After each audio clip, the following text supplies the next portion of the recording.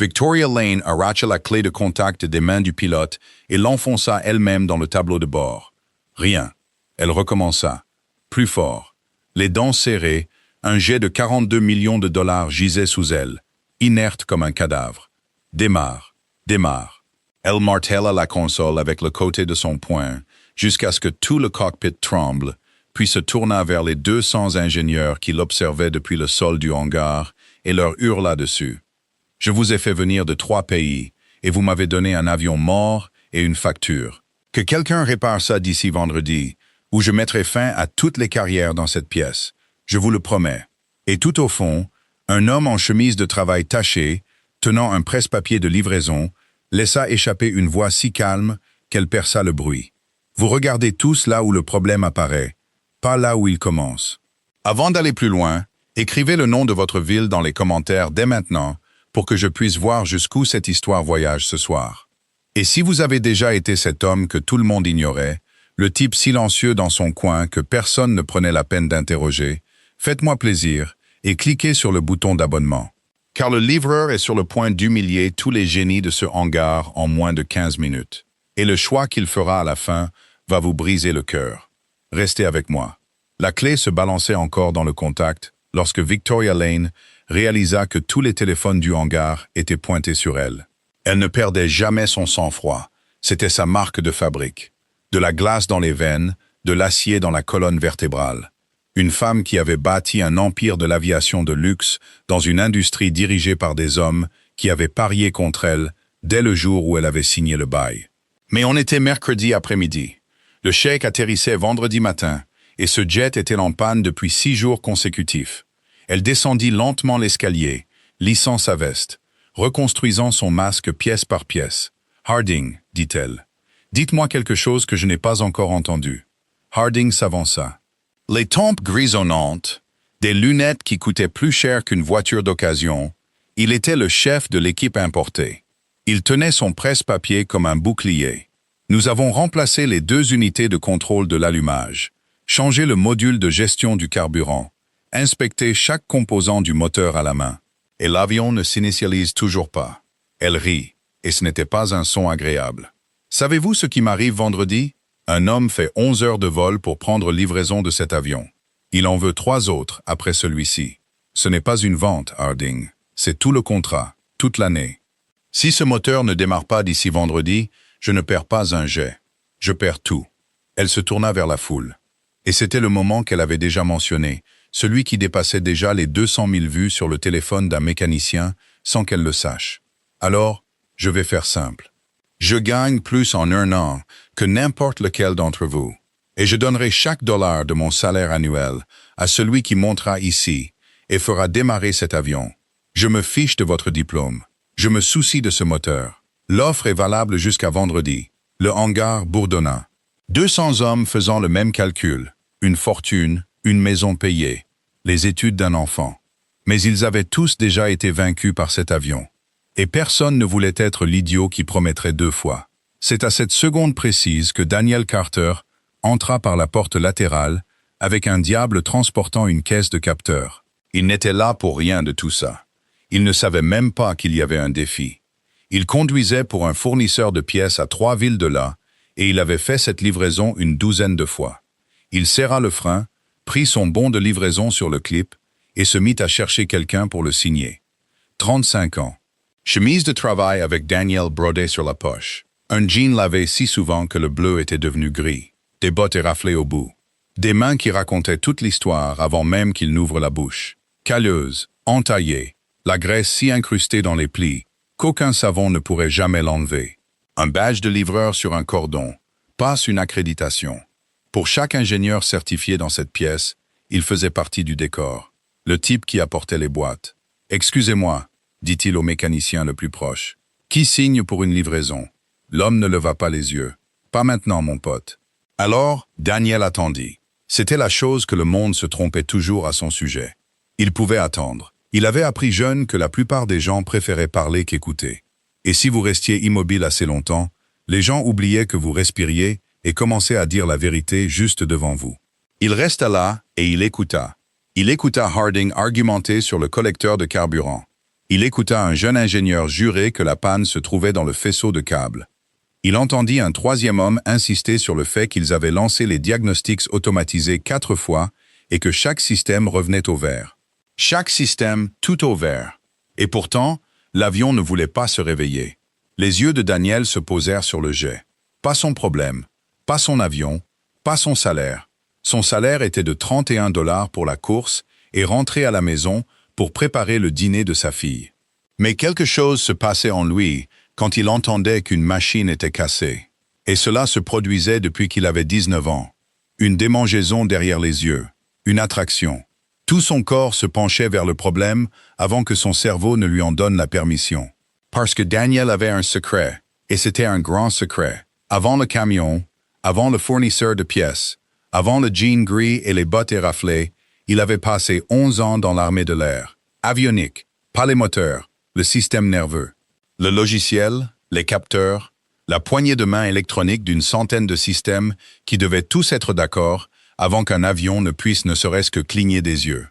Il avait maintenu des chasseurs en vol dans un froid qui aurait cloué au sol n'importe quel homme de ce hangar pendant 1 semaine.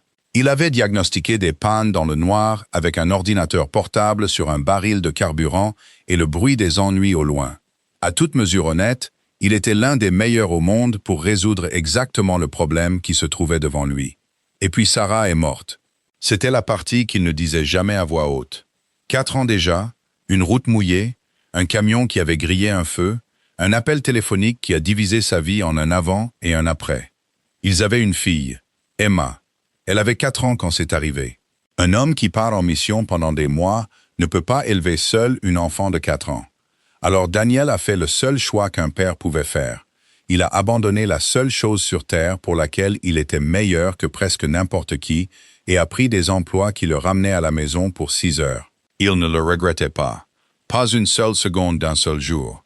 Mais il y avait des moments exactement comme celui-ci, où son ancien moi s'agitait dans sa poitrine et lui rappelait ce qu'il était autrefois. « Monsieur, dit-il plus fort à Harding, votre diagnostic revient vert. » Harding se tourna et le regarda comme on regarderait un chien qui aurait appris à parler. Amusé et instantanément lassé. Tout le monde l'est, alors à moins que vous n'ayez un diplôme sous cette chemise, contentez-vous de vos boîtes, mon pote. Quelques hommes rirent. Daniel ne rit pas. Il regarda l'avion un instant de plus. Des diagnostics verts sur un avion qui ne démarre pas. Voilà votre réponse. Excusez-moi. Si ce jet était réellement en panne, les diagnostics vous le diraient. C'est tout l'intérêt. Mais ils ne vous disent rien d'anormal. Alors soit chaque pièce d'un avion de 40 millions de dollars est tombée en panne à la même seconde d'une manière que vos capteurs ne peuvent détecter, ce qui n'arrive pas, soit l'avion n'est pas en panne du tout. Quelque chose lui ment, lui disant qu'il n'est pas prêt alors qu'il l'est. Les rires s'éteignirent. Le sourire de Harding se crispa. Et vous sauriez ça parce que j'ai déjà vu ça. Victoria avait écouté d'une oreille depuis la plateforme, son esprit déjà 3 jours en avance dans une salle de réunion, répétant comment elle expliquerait la perte. Mais quelque chose dans la voix du livreur l'atteignit et la tira de ses pensées. Ce n'était pas fort, ce n'était pas arrogant, c'était la voix la plus calme du bâtiment et la seule qui disait quelque chose qu'elle n'avait pas déjà entendu 400 fois cette semaine. « Vous » appela-t-elle. « La chemise de travail. Venez ici. » Toutes les têtes se tournèrent. Daniel jeta même un coup d'œil derrière lui. Elle le pointa du doigt. C'était bien lui. Il laissa le diable où il était et traversa le sol, et on pouvait sentir toute la pièce se réorganiser autour de l'étrangeté de la situation. Cet homme ordinaire en jean pâle, s'avançant pour faire face à la femme qui venait d'offrir une fortune. « Non » dit-elle. « Daniel Carter. Que faites-vous, Daniel Carter? »« En ce moment, je livre des pièces. » Les ingénieurs ricanèrent. Victoria, non. Elle observait ses mains, ses yeux, l'absence totale de l'énergie nerveuse et désespérée qu'elle avait vue chez chaque homme qui s'était tenu devant elle cette semaine. « En ce moment, répéta-t-elle. C'est une façon prudente de répondre. Que faisiez-vous avant? » Il hésita, car avant signifiait Sarah, et Sarah était une porte qu'il gardait fermée devant les étrangers. « Je travaillais sur des avions, dit-il, pendant longtemps. Pour qui? L'armée de l'air, 11 ans. » Les mots eurent un impact différent. Quelques ingénieurs échangèrent des regards. La mâchoire de Harding se contracta d'une fraction. Pour faire quoi? De l'avionique. L'électronique, les logiciels, les parties d'un avion qui communiquent entre elles. Il jeta un coup d'œil au jet. Les parties que personne ici n'a regardées parce que vos diagnostics jurent qu'elles vont bien. Harding ne put se retenir. Mademoiselle Lane, c'est du théâtre. Cet homme livre des boîtes. Nous avons 90 ans d'expérience certifiée sur ce sol, et il insinue que nous avons tous manqué quelque chose qu'un enfant pourrait trouver. Si c'était le logiciel, le système le signalerait. C'est le but du système. C'est le but du système. Daniel acquiesça, et la platitude de sa réponse fit taire Harding net. C'est aussi tout le problème. Vous faites confiance au système pour vous dire quand quelque chose ne va pas. Mais que faites-vous quand la chose cassée est la partie qui vous informe? Qui vérifie le vérificateur? Silence. Pour la première fois en 3 jours, Harding n'avait rien à dire, et Victoria sentit quelque chose bouger dans sa poitrine. Elle faillit ne pas le reconnaître, tant il avait disparu depuis longtemps. L'espoir. Petit, prudent, refusant de se faire confiance. Mais il était là. Daniel, dit-elle. J'ai eu les ingénieurs les mieux payés du monde dans ce bâtiment pendant 3 jours. Pourquoi devrais-je croire que vous pouvez faire en un après-midi ce qu'ils n'ont pas pu faire en 72 heures? Il ne se pressa pas, et cette absence de précipitation était une autorité en soi. Tous les autres hommes avaient parlé vite pendant 3 jours sans rien dire. Je ne pense pas que je peux, dit-il. Je pense que je sais déjà ce que c'est. Il y a une différence. On aurait pu entendre une mouche voler. C'est une affirmation audacieuse. En effet, vos gens ont essayé de réparer l'avion. Je suis resté là-bas à l'écouter. Il ne démarre pas, mais rien n'est endommagé. Il s'allume, fait ses vérifications, signale que tout va bien, puis s'arrête comme s'il attendait un feu vert qui ne vient jamais. Ce n'est pas un moteur cassé, madame. C'est un avion qui est prêt à voler et qui ne peut pas obtenir la permission de lui-même pour le faire. J'ai réparé exactement ce problème plus de fois que je ne peux compter, dans des conditions pires que celles-ci, sur des avions qui comptaient plus que de l'argent. Harding ricana. Mais le son était faible. Vous décrivez un conte de fées. Si la séquence d'initialisation est corrompue, le test intégré le détecterait. Vraiment? Daniel se tourna vers lui, et pour la première fois, il y avait une pointe d'agressivité. Pas cruelle, juste certaine, le ton d'un homme qui avait gagné ce droit. Le test intégré s'exécute à l'intérieur de la séquence de démarrage. Si le dommage se trouve dans le fichier qui lance le test ne s'exécute jamais assez proprement pour échouer. Il ne se termine tout simplement pas. Et un test qui ne se termine pas ne génère pas d'erreur. Il ne génère rien, ce qui est interprété comme vert, ce que vous regardez tous depuis 3 jours. Personne ne respirait, car cela avait un sens terriblement évident. Et chaque homme certifié dans ce hangar sentit le sol basculer d'un pouce, car il savait, chacun d'entre eux, qu'aucun ne l'avait vérifié. Pourquoi l'aurait-il fait? Le système disait « Tout va bien, on fait confiance au système ». C'est à ça qu'il sert. Victoria regarda Daniel Carter, cet homme en jean pâle qui était entré pour déposer une caisse de capteurs, et prit une décision que la moitié de la pièce jugea insensée. 5 minutes, dit-elle. Le hangar explosa. Harding leva les mains au ciel. 2 ingénieurs parlèrent en même temps. Quelqu'un parla de responsabilité. Quelqu'un parla d'assurance. Quelqu'un parla de l'avion du client. Quelqu'un parla du chèque. Elle fit taire tout le monde d'une main levée. 3 jours, dit-elle. Pas fort, mais sa voix atteignit chaque recoin. 3 jours, et les meilleurs d'entre vous m'ont remis une facture. Cet homme est descendu d'un camion et m'en a dit plus sur mon propre avion en 90 secondes que ce que j'ai entendu toute la semaine. Il a 5 minutes. Quelqu'un a un problème? Les portes par lesquelles vous êtes entré. Votre facture sort avec vous. Personne ne sortit. Daniel se tourna vers l'avion, et pendant 1 seconde, une seule, avant de faire un pas, il pensa à Emma. 11 ans maintenant, elle descendrait du bus dans 2 heures, entrerait avec la clé sur le collier de laine qu'il lui avait tressé, commencerait ses devoirs à la table de la cuisine comme il le lui avait appris. Elle n'avait aucune idée de l'endroit où se trouvait son père.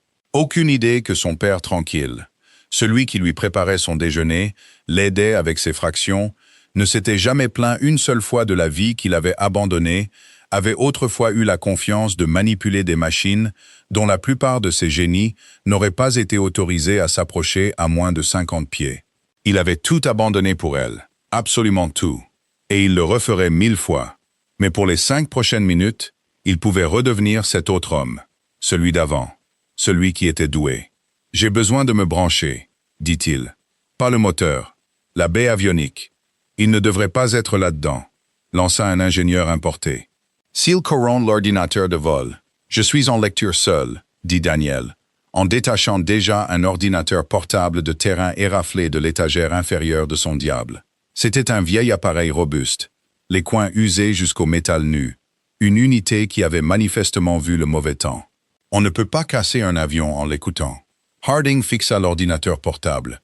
Vous transportez ça sur une tournée de livraison. Je le transporte partout. Il n'expliqua pas. Il ne dit pas que c'était le dernier vestige de son ancienne vie qu'il s'autorisait à garder. Que certaines nuits, après qu'Emma se soit endormie, il l'ouvrait encore et lisait de vieux journaux de diagnostic comme d'autres hommes regardaient des photographies. Il s'accroupit, ouvrit le petit panneau que personne n'avait pris la peine de regarder et se brancha. « Allez » murmura-t-il. « Parle-moi. Montre-moi ton démarrage. » Des lignes de code défilèrent sur l'écran. Là où les ingénieurs voyaient du bruit, Daniel voyait une conversation. Ses doigts bougeaient vite, la mémoire musculaire de 11 ans revenant comme si elle n'était jamais partie. « Chaque avion a une séquence de démarrage, dit-il. Pas vraiment pour eux. Comme un corps. Le cœur, puis les poumons, puis les yeux s'ouvrent, puis on se lève. Dans l'ordre. À chaque fois, cet oiseau fait démarrer le cœur, les poumons, et puis... Sa main s'arrêta. Là. Juste là. Victoria descendit de la plateforme. Elle ne pouvait pas s'en empêcher. Juste là où votre démarrage exécute une liste de contrôle. 206 éléments. Il confirme chacun d'eux. Le coche. Passe au suivant. Il les parcourt à toute vitesse. 191, 95, 200. Il tapota l'écran. Et il s'arrête à 201 à chaque fois. Il n'échoue pas. Il ne le passe pas. Il reste juste là, à attendre pour toujours. C'est quoi le 201? Un fichier de synchronisation. Une poignée de main. Daniel se pencha, le visage éclairé en bleu. Deux des ordinateurs de vol doivent se mettre d'accord sur l'heure, à la milliseconde près, avant que l'avion ne se permette de démarrer. Une mesure de sécurité. On ne veut jamais que deux ordinateurs sur un jet ne soient pas d'accord sur l'heure qu'il est. Alors, l'un dit « il est telle heure », l'autre dit « d'accord ». Et la liste de contrôle continue. Et l'un d'eux bégaye. Le fichier qui transporte la poignée de main est endommagé, pas disparu. Ça générerait une erreur. Juste assez corrompu pour que le second ordinateur ne puisse pas lire l'horodatage. Alors il n'est ni d'accord ni en désaccord. Il continue de demander « Quelle heure est-il? Quelle heure est-il » Et le premier continue de répondre dans une langue que le second ne peut plus tout à fait comprendre.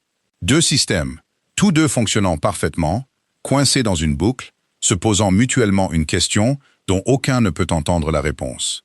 Le hangar était devenu complètement silencieux. « C'est ça, » dit Daniel doucement. « Voilà vos 6 jours, vos 42 millions de dollars cloués au sol. Un fichier de poignée de main corrompu d'environ 11 kilooctets. C'est tout le problème. » Harding s'avança, et il y avait un réel désespoir en lui maintenant. Ce n'est pas possible. Si c'était ça, les diagnostics s'exécutent après l'élément 201, dit Daniel. Pas méchamment, mais de manière définitive. L'avion ne dépasse jamais la poignée de main, donc il n'exécute jamais le test complet. Il exécute les éléments de pré-vérification de 1 à 200, et chacun passe. Il rapporte donc ce qu'il a. Vert, vert, vert, jusqu'au mur qu'il ne peut pas franchir. Votre diagnostic ne vous ment pas. Il n'est juste jamais arrivé à la partie où se trouve la vérité. Harding ouvrit la bouche, la referma. Pour la première fois de sa vie professionnelle, devant 200 personnes, il n'avait absolument rien à dire. « Combien de temps pour le réparer ?» demanda Victoria. L'acier avait disparu de sa voix. C'était juste une femme qui posait une question à un homme et qui le pensait vraiment. Daniel vérifia l'écran. « Je ne peux pas réparer le fichier corrompu. Les dommages sont trop profonds et je ne lui ferais pas confiance si je le pouvais. Mais il y a une sauvegarde propre dans la partition de maintenance. Chaque avion en a une. Je restaure à partir de la sauvegarde. Je force les deux systèmes à se resynchroniser à partir de 0. Je reconstruis les 6 dernières étapes du démarrage autour de ça. » Il leva les yeux. 15 minutes, peut-être 20. Si vos gens arrêtent de me crier « responsabilité » à l'oreille toutes les 30 secondes. Quelqu'un dans la foule rit vraiment. Un vrai rire, pas aux dépens de Daniel. « Vous l'avez entendu » dit Victoria à la salle. « Quiconque n'aide pas, Reculez. Donnez de l'air à cet homme. Ils reculèrent. Daniel Carter se mit au travail. C'était la partie que 11 ans avait gravée si profondément dans ses mains que le deuil, le temps et 100 000 mètres de tournée de livraison n'avaient pas touché. Il se déplaça sans hésitation, récupéra le fichier propre, vérifia la somme de contrôle 2 fois. « Mesurez 2 fois, coupez 1 fois », disait mon père. « Forcez la poignée de main, regardez les 2 systèmes se retrouver dans le noir et enfin, se mettre d'accord sur l'heure qu'il était. » Il reconstruisit la séquence ligne par ligne, et chaque ligne qu'il fermait était une porte qui se rouvrait. Personne ne parlait. 200 personnes regardaient simplement les mains d'un livreur bouger. Au bout de 12 minutes, Emma lui traversa de nouveau l'esprit et sa gorge se serra. Car si Sarah pouvait le voir en ce moment, elle aurait détesté qu'il ait abandonné. « Tu jettes la meilleure partie de toi », lui avait-elle dit une fois. Et il lui avait répondu non. « La meilleure partie de moi, c'est toi et Emma. » C'était vrai. C'était toujours vrai. Mais mon Dieu, ça lui avait manqué d'être l'homme qui savait. « Presque fini », murmura-t-il. « Presque. » Il tapa la dernière ligne, appuya sur Entrée et s'assit sur ses talons. « C'est bon. Essayez. » Tout le hangar retint son souffle en même temps. Victoria n'envoya pas de technicien, n'envoya pas Harding. Elle monta elle-même l'escalier dans le cockpit, où 6 jours d'échec avaient vécu, et posa sa main sur le contact. Elle regarda en arrière, le long de cette machine morte, vers l'homme en jean gris agenouillé près du panneau avec un ordinateur portable éraflé, qui, d'une manière ou d'une autre, en savait plus que toutes les certifications du bâtiment. « Vous êtes sûr, dit-elle? »« Non, dit Daniel honnêtement. Mais elle l'est. Allez-y. » Victoria tourna la clé de contact. Pendant une horrible demi-seconde, rien. Puis le premier moteur s'enflamma avec un hurlement croissant. Le second le suivit un battement de cœur plus tard, et tous deux s'emballèrent dans un rugissement puissant, qui secoua le sol, fit vibrer les outils sur les établis et remplit cet immense hangar d'un mur à l'autre du son de 42 millions de dollars, revenant à la vie. Personne n'acclama. Pas au début. C'était trop grand pour ça. 200 ingénieurs se tenaient simplement dans le bruit et fixaient le livreur à genoux près du panneau ouvert, qui ne regardait même pas l'avion. Il regardait son vieil ordinateur portable, fermant doucement le couvercle comme on fermerait un livre qu'on aime. Puis quelqu'un commença à applaudir. Et ensuite ce furent tous les autres, un mur d'applaudissements. On ne pouvait même pas les entendre par-dessus les moteurs. Des mains et des mains pour l'homme dont il s'était moqué 15 minutes plus tôt. Victoria coupa les moteurs. Dans le silence assourdissant, elle descendit lentement l'escalier et traversa le sol, passant devant Harding, devant chaque génie certifié qu'elle avait fait venir de 3 pays, et s'arrêta devant Daniel Carter en lui tendant la main. Il se releva et la serra. Sa paume était aussi rugueuse que de l'écorce contre la sienne. « 6 jours, dit-elle, la voix pas tout à fait stable. 6 jours, et vous l'avez fait en 12 minutes. » Ce n'était pas 12 minutes, dit Daniel. C'était 11 ans et 12 minutes. Quelque chose traversa son visage. Elle comprit exactement ce qu'il voulait dire, et cela la toucha. Daniel. Elle n'avait toujours pas lâché sa main. J'ai fait une promesse devant 200 témoins et une caméra qui est apparemment déjà à mi-chemin sur Internet. Tout mon salaire annuel, chaque dollar, il est à vous. Vous l'avez mérité en restant debout, alors que des hommes qui gagnent 10 fois ce que vous gagnez étaient assis. Elle le relâcha enfin. Je ferai préparer les papiers ce soir. Vous ne conduirez plus jamais pour une livraison. Et tout le hangar se pencha, car chaque personne présente savait ce que cet argent signifiait pour un homme en chemise de travail tachée et en jean délavé. Chacun d'eux écrivait déjà la fin dans sa tête. Le père célibataire en difficulté, la fortune, la vie changée à jamais, les larmes de joie. Daniel Carter regarda l'offre tendue de Victoria Lane. Il pensa à l'appartement avec la clé en laine, aux études d'Emma, à Sarah et à ce qu'elle lui dirait de faire. Et puis il fit la seule chose que personne dans ce hangar n'avait vu venir. « Non, dit-il doucement. « Merci, madame. Mais non. » Toute la pièce retint son souffle. « Je suis désolé, dit Victoria. Je ne veux pas du salaire. Je prendrai un juste salaire pour une juste journée de travail, comme toujours. Mais votre argent, tout. » Il secoua lentement la tête, et il y avait quelque chose dans ses yeux maintenant qui n'y était pas avant.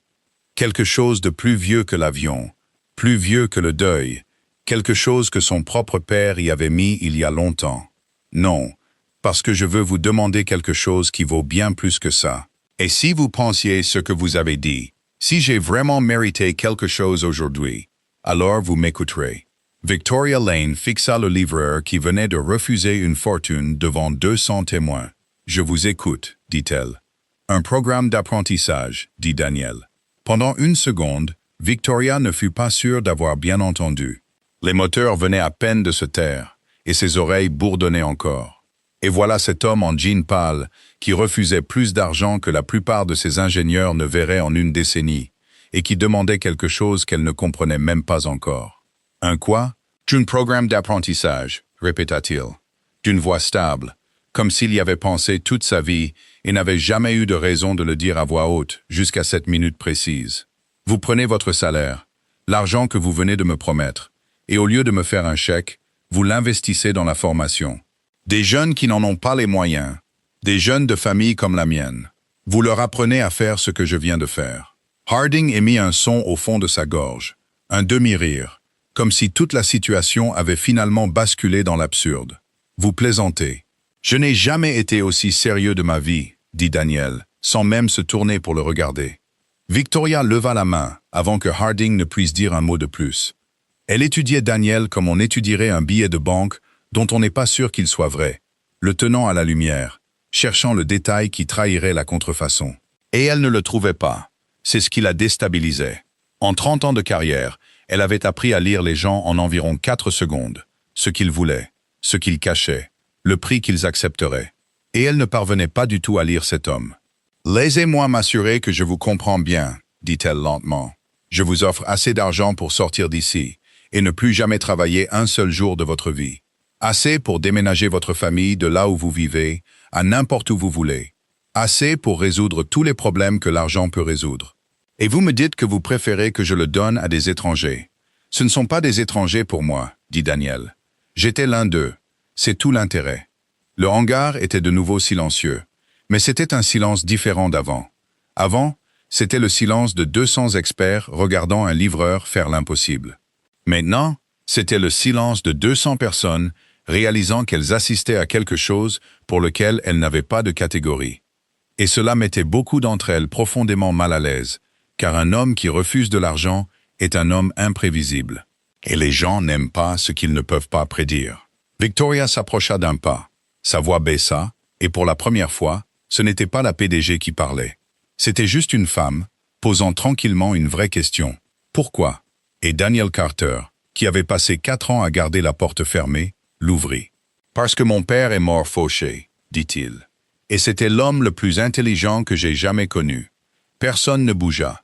Il pouvait tout réparer, continua Daniel. Tout ce qui avait un moteur, un circuit, tout ce qui était censé fonctionner et ne fonctionnait pas. Il m'a tout appris avant même que je n'enfile un uniforme. Et il a fait ça pendant 32 ans dans un garage qui ne lui a jamais rapporté plus que de quoi à peine joindre les 2 bouts. Parce que personne ne lui a jamais donné sa chance pour quelque chose de plus grand. Pas parce qu'il n'était pas assez bon. Il était bien plus que bon. Il était meilleur que tous les hommes dans cette pièce. La mâchoire de Daniel se contracta. Mais il n'avait pas le papier.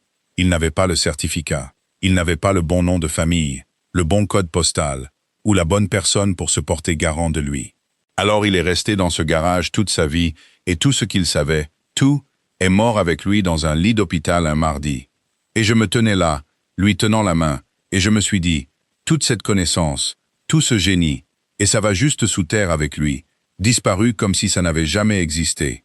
Victoria ne dit rien, elle ne pouvait pas. Il m'a dit une chose avant de partir, dit Daniel. Il a attrapé ma main, il pouvait à peine parler à ce moment-là, et il a dit, « Danny, la connaissance ne vaut rien si elle meurt avec la personne qui la possède. C'est tout. » C'était la dernière vraie chose qu'il m'ait jamais dite. Les yeux de Daniel étaient humides maintenant, mais sa voix ne se brisa pas. « Alors non, madame, je ne veux pas de votre salaire. Parce que si je prends ce chèque et que je sors d'ici, alors quoi? Je sais ce qu'il savait. Ça rend juste un homme à l'aise, et puis ça meurt avec moi aussi. Comme c'est mort avec lui. Et je ne vais pas laisser ça arriver. Pas tant que je peux faire quelque chose. » Pendant un long moment, le seul son dans cet immense hangar fut le tic-tac du métal refroidissant des moteurs que Daniel avait ramené à la vie. Puis Victoria Lane, qui avait jeté un presse-papier à travers la pièce moins de 2 heures auparavant, qui avait menacé de mettre fin à la carrière de toutes les personnes présentes, qui avait bâti toute sa vie sur le fait de ne jamais laisser personne la voir flancher, détourna son visage de la foule pour qu'il ne voie pas ce qui lui arrivait. « Vous n'avez aucune idée, dit-elle doucement, de ce que vous venez de me faire, madame. » Elle se retourna, les yeux cerclés de rouge, et elle ne prit pas la peine de le cacher. « Mon grand-père, dit-elle, il construisait des moteurs. Pas ça. » Elle fit un geste vers la machine rutilante de 42 millions de dollars. « Pas ça. Des vrais, dans un atelier avec un sol en terre battue. Il est venu dans ce pays avec rien. Et il a construit des moteurs avec ses mains jusqu'à ce qu'elles soient ruinées. Et il a payé les études de mon père avec ça. Et mon père a payé mes études. Et j'ai construit tout ça sur le dos d'un homme qui s'est tué au travail dans un garage auquel personne n'a jamais donné sa chance. » Sa voix se brisa. « J'ai passé toute ma carrière entouré d'hommes diplômés, me disant ce qui est possible. Et j'ai oublié. J'ai oublié d'où je venais.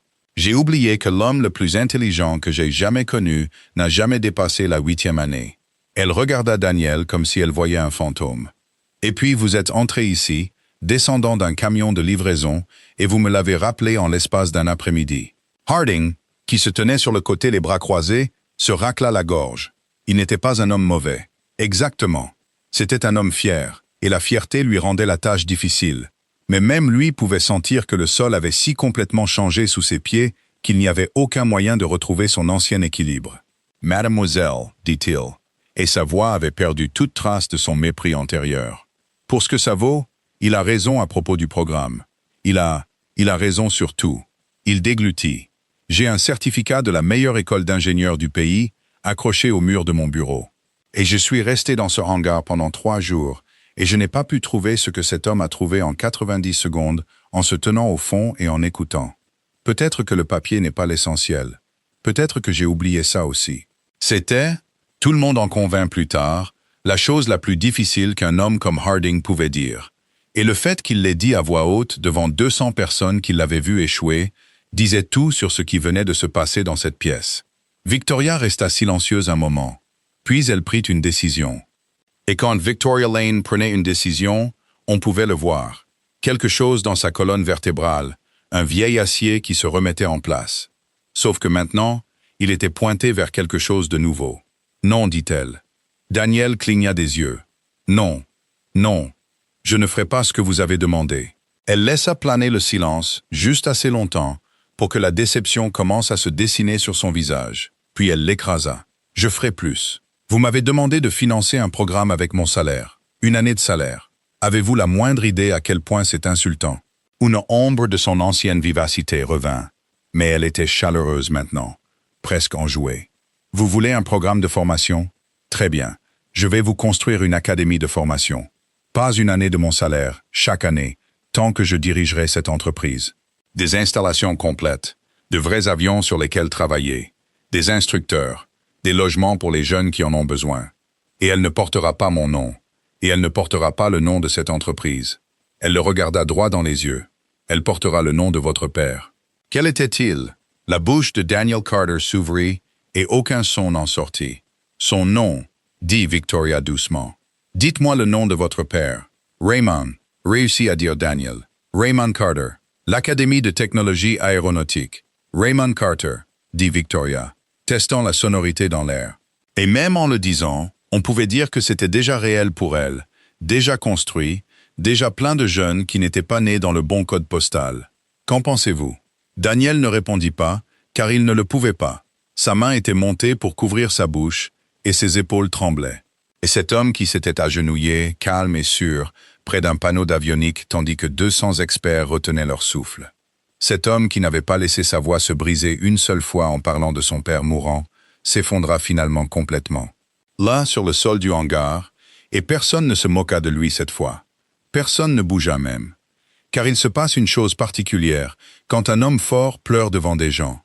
Une sorte de silence qui tombe, la reconnaissance que vous assistez à quelque chose de vrai. Victoria le laissa faire. Elle ne le pressa pas. Elle resta juste là, cette milliardaire dans sa veste à 1000 $, attendant qu'un livreur puisse à nouveau parler. Et d'une manière ou d'une autre, cette image, plus que tout ce qui s'était passé ce jour-là, fut la chose que le mécanicien avec le téléphone dirait plus tard qu'il n'oublierait jamais. Quand Daniel se ressaisit enfin, il s'essuya le visage avec le dos d'une main calleuse, et laissa échapper un rire tremblant. « Je suis désolé, dit-il. Je ne fais pas ça. »« Je sais, dit Victoria. C'est comme ça que je sais que c'est réel. » Il aurait... Daniel s'arrêta, recommença. « Mon père, il serait entré dans un endroit comme celui-ci et aurait eu l'impression de ne pas avoir le droit de toucher à quoi que ce soit. Toute sa vie, il a eu l'impression que les bonnes choses étaient derrière une vitre, pour les autres. Et vous voulez mettre son nom au-dessus de la porte. » Il secoua lentement la tête. « Je n'ai pas de mots pour ça, madame. Vraiment pas. Alors n'en utilisez pas, dit-elle, et elle tendit la main une seconde fois. Il la serra. Et cette fois, ce n'était pas la poignée de main d'un patron et d'un employé, ou d'une femme riche et d'un homme pauvre. C'était juste deux personnes qui avaient découvert, au milieu de la pire semaine de la carrière de l'une d'elles, qu'elles venaient exactement du même endroit. Mais le moment ne pouvait pas durer éternellement. Et ce fut Harding, de toutes les personnes, qui le brisa. Pas par cruauté cette fois, mais par quelque chose qui ressemblait presque à de l'empressement. Un homme cherchant un moyen de se rendre à nouveau utile. « Mademoiselle Lane, si vous êtes sérieuse à ce sujet, à propos de l'académie. » Il hésita. « J'aimerais y enseigner, si vous m'acceptez, et je le pense sincèrement. J'ai passé 20 ans à facturer des entreprises à 6 chiffres pour leur dire ce qu'elles savaient déjà. Peut-être qu'il est temps que je donne quelque chose en retour, à quelqu'un qui ne le sait pas encore. » Il regarda Daniel, et il y avait une réelle humilité en lui maintenant. En supposant que M. Carter ici laisserait un homme avec un certificat s'approcher de l'académie de son père. Et Daniel surprit tout le monde, y compris lui-même, en riant. Un vrai rire cette fois. « Vous plaisantez ?» dit-il. « Vous pensez que mon père aurait repoussé un homme qui voulait apprendre? Il vous aurait mis dans ce garage avant le coucher du soleil, avec de la graisse jusqu'au coude. Le certificat n'est pas le problème, Harding. Il ne l'a jamais été. Le problème, ce sont les hommes qui pensent que le certificat est toute l'histoire. » Il lui tapa sur l'épaule. « Vous venez de prouver que vous n'êtes plus l'un d'eux, plus maintenant. » Quelque chose qui ressemblait beaucoup à du soulagement traversa le visage de Harding. C'était, tout le monde en convint plus tard, l'après-midi le plus étrange que l'un d'eux ait jamais passé dans ce hangar. Un avion en panne, un presse-papier jeté, une fortune offerte et refusée, une milliardaire en larmes, et un homme dont tout le monde s'était moqué, maintenant au centre de tout, comme s'il avait été là depuis le début. Et ça aurait dû se terminer là. Ça aurait été un endroit parfait pour finir. Mais ça ne s'est pas terminé là, car à ce moment précis, la porte latérale s'ouvrit et une femme en polo de Meridian Aviation traversa le sol à moitié en courant, un téléphone tendu devant elle, comme s'il était en feu. « Mademoiselle Lane, » dit-elle, essoufflée. « Mademoiselle Lane, je suis désolé de vous interrompre, mais vous devez voir ça maintenant. » « Qu'est-ce que c'est? » « La vidéo. » La femme tourna le téléphone. Quelqu'un l'a posté. Toute la scène. Vous, le défi, et lui. Elle désigna Daniel. Toute la réparation. Tout. Elle a été mise en ligne il y a 90 minutes. Elle déglutit. Elle a 4 millions de vues. Le chiffre atterrit dans ce hangar comme un objet physique. 4 millions, répéta Victoria. Et ça grimpe vite. C'est Mademoiselle Lane. C'est partout. Sur toutes les plateformes. Les gens, la femme jeta un coup d'œil à Daniel, presque en s'excusant. Les gens lui donnent des surnoms. Le livreur qui a battu 200 ingénieurs. Il y a déjà des articles. Il y a un hashtag. Elle avait l'air un peu malade en le disant. Les gens veulent savoir qui il est. Daniel sentit le sang quitter son visage. Il avait passé 4 ans à n'être personne en particulier. C'était, d'une certaine manière, tout l'intérêt du travail de livreur. Vous arrivez, vous déposez les boîtes, vous partez, personne ne se souvient de votre visage. C'était sûr, c'était calme. Cela lui permettait d'être exactement le genre d'invisible dont un homme en deuil a besoin pendant qu'il essaye de continuer à respirer. Et maintenant, 4 millions de personnes connaissaient son visage. « Retirez-la, dit-il. » La femme grimaça. « Monsieur, je ne pense pas que nous puissions. Elle a été trop partagée. Retirez-la. » Il y avait une pointe d'agressivité dans sa voix, maintenant que personne n'avait encore entendu, même pas pendant la réparation. C'était de la peur, cependant. Ça sonnait comme de la colère. « S'il vous plaît, j'ai une fille. Elle a 11 ans. Je ne veux pas qu'elle... » Il s'arrêta. Sa main était allée à sa poitrine sans qu'il s'en rende compte. « Je ne veux pas de ça. Rien de tout ça. Je n'ai jamais voulu ça. » Et c'est là que Victoria Lane fit la chose qui vous disait exactement pourquoi elle avait bâti un empire et l'avait conservé. Elle n'argumenta pas. Elle ne lui dit pas que tout irait bien, que c'était une bonne chose, que la célébrité était un cadeau. Elle lut la panique sur son visage en une demi-seconde, comme elle lisait tout. Et elle agit. « Tout le monde dehors, dit-elle. Maintenant. Le hangar est fermé. Marcy, coupez les caméras internes et appelez le service juridique à propos de la vidéo. Je veux connaître nos options dans 10 minutes, pas dans 1 heure. Harding, vous et vos équipes. Merci. Votre travail ici est terminé, et je le pense. Nous réglerons les comptes, et il y aura plus à discuter bientôt. Mais pour l'instant, j'ai besoin que ce sol soit vide. » Elle guidait déjà Daniel par le coude vers un bureau vitré sur le côté du hangar, loin de la foule, loin des téléphones. Et personne ne donne le nom de cet homme. Sommes-nous clairs? La première personne qui divulgue son identité ne travaillera plus dans cette industrie. Ce n'est pas une menace, c'est un fait. Le hangar commença à se vider à contre-cœur. À l'intérieur du petit bureau, la porte fermée et les stores à moitié baissés, Daniel s'assit lourdement sur une chaise et mit sa tête dans ses mains. « Respirez, dit Victoria. Respirez juste 1 seconde. »« Vous ne comprenez pas, dit-il, sans lever les yeux. Emma, ma fille, elle, j'ai passé 4 ans à essayer de donner à cet enfant une vie normale après sa mère. Une vie normale, calme, ennuyeuse, où personne ne nous regarde et où rien ne brûle. Et j'entre dans un hangar pour déposer une boîte de capteurs. Et maintenant, je suis sur Internet 4 millions de fois, et je ne... » Sa voix se brisa. Elle va le voir.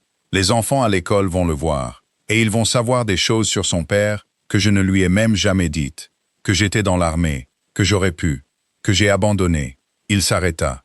Elle ne sait pas que je faisais ça avant. Elle était trop petite. Elle ne m'a jamais vu être comme ça. Et maintenant, elle va l'apprendre par une vidéo avec 4 millions d'inconnus dans les commentaires. Victoria tira une chaise et s'assit en face de lui, les genoux proches, se touchant presque.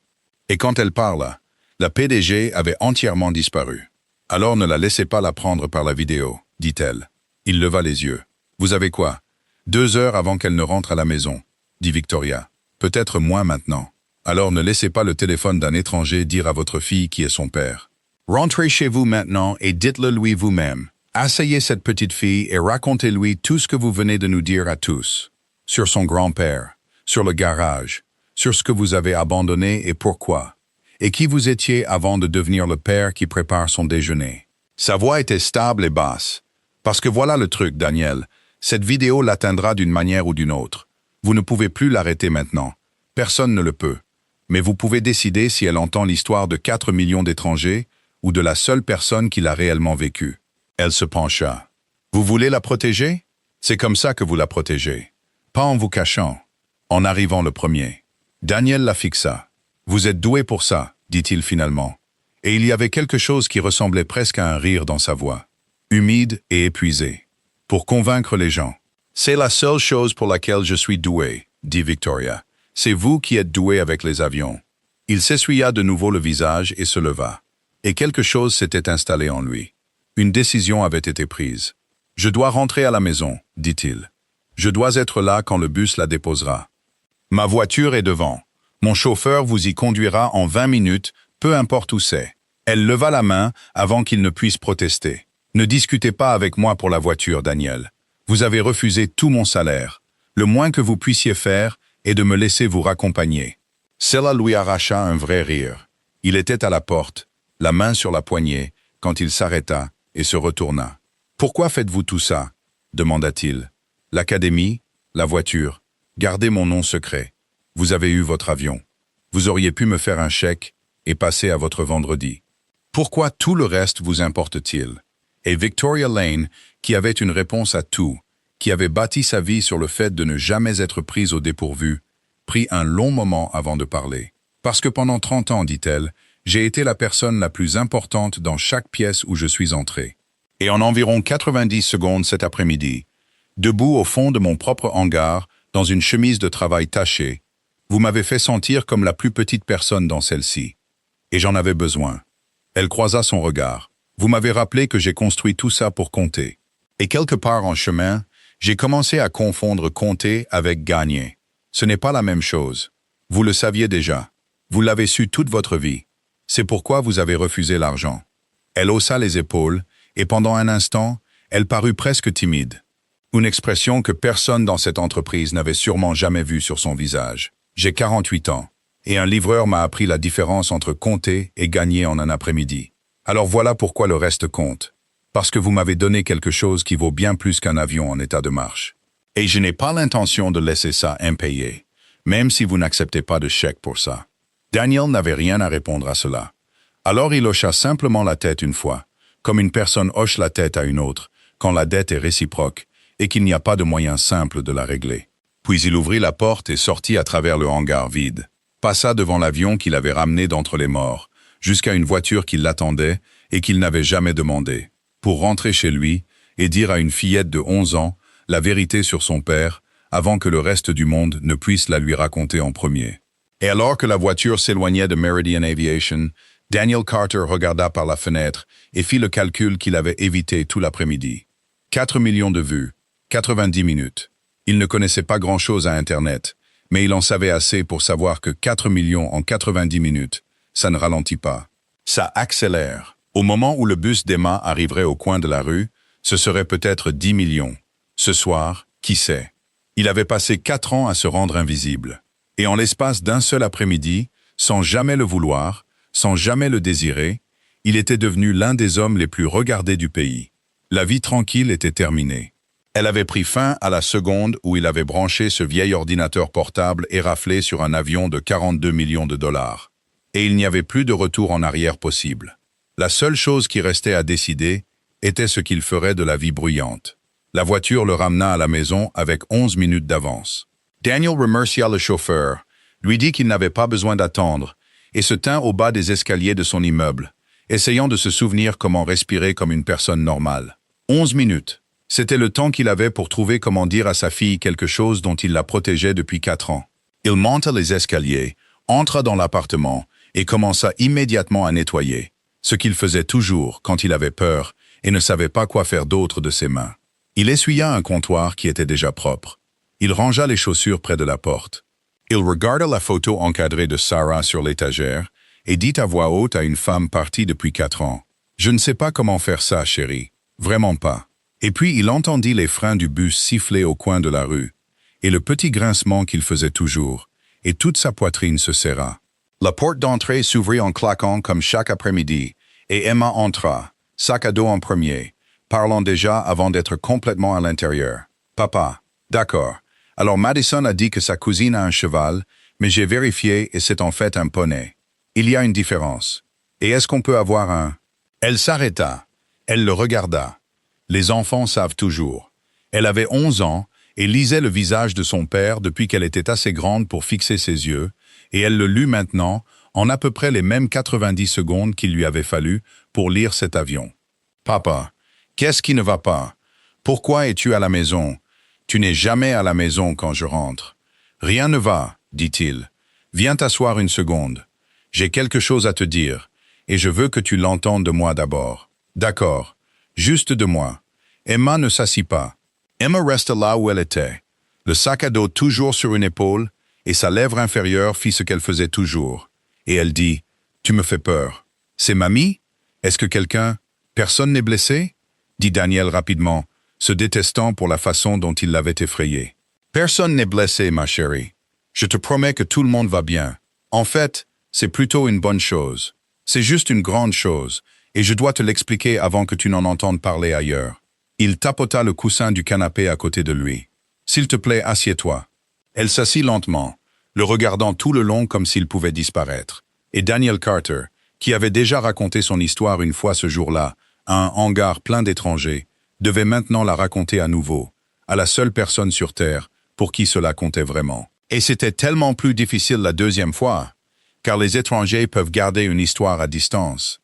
Mais vous donnez votre histoire à votre enfant, et elle devient une partie de qui elle est, et il n'y a pas de retour en arrière. « Tu sais comment papa conduit le camion, » commença-t-il. « Il livre des pièces, c'est mon travail, tu le sais. Oui, mais ce n'était pas toujours mon travail. Avant ta naissance, et quand tu étais vraiment petite, trop petite pour t'en souvenir, papa faisait autre chose. Il prit une profonde inspiration. J'étais dans l'armée de l'air, M, pendant 11 ans, Ses yeux s'écarquillèrent. Tu étais dans l'armée? L'armée de l'air. Mais c'est presque ça. Et je ne pilotais pas les avions. Je les réparais. Les parties vraiment compliquées. Les parties informatiques. Les parties que presque personne ne sait comment réparer. J'étais l'un des meilleurs du pays pour ça. Ce n'est pas pour me vanter, ma chérie. C'est ce que je faisais.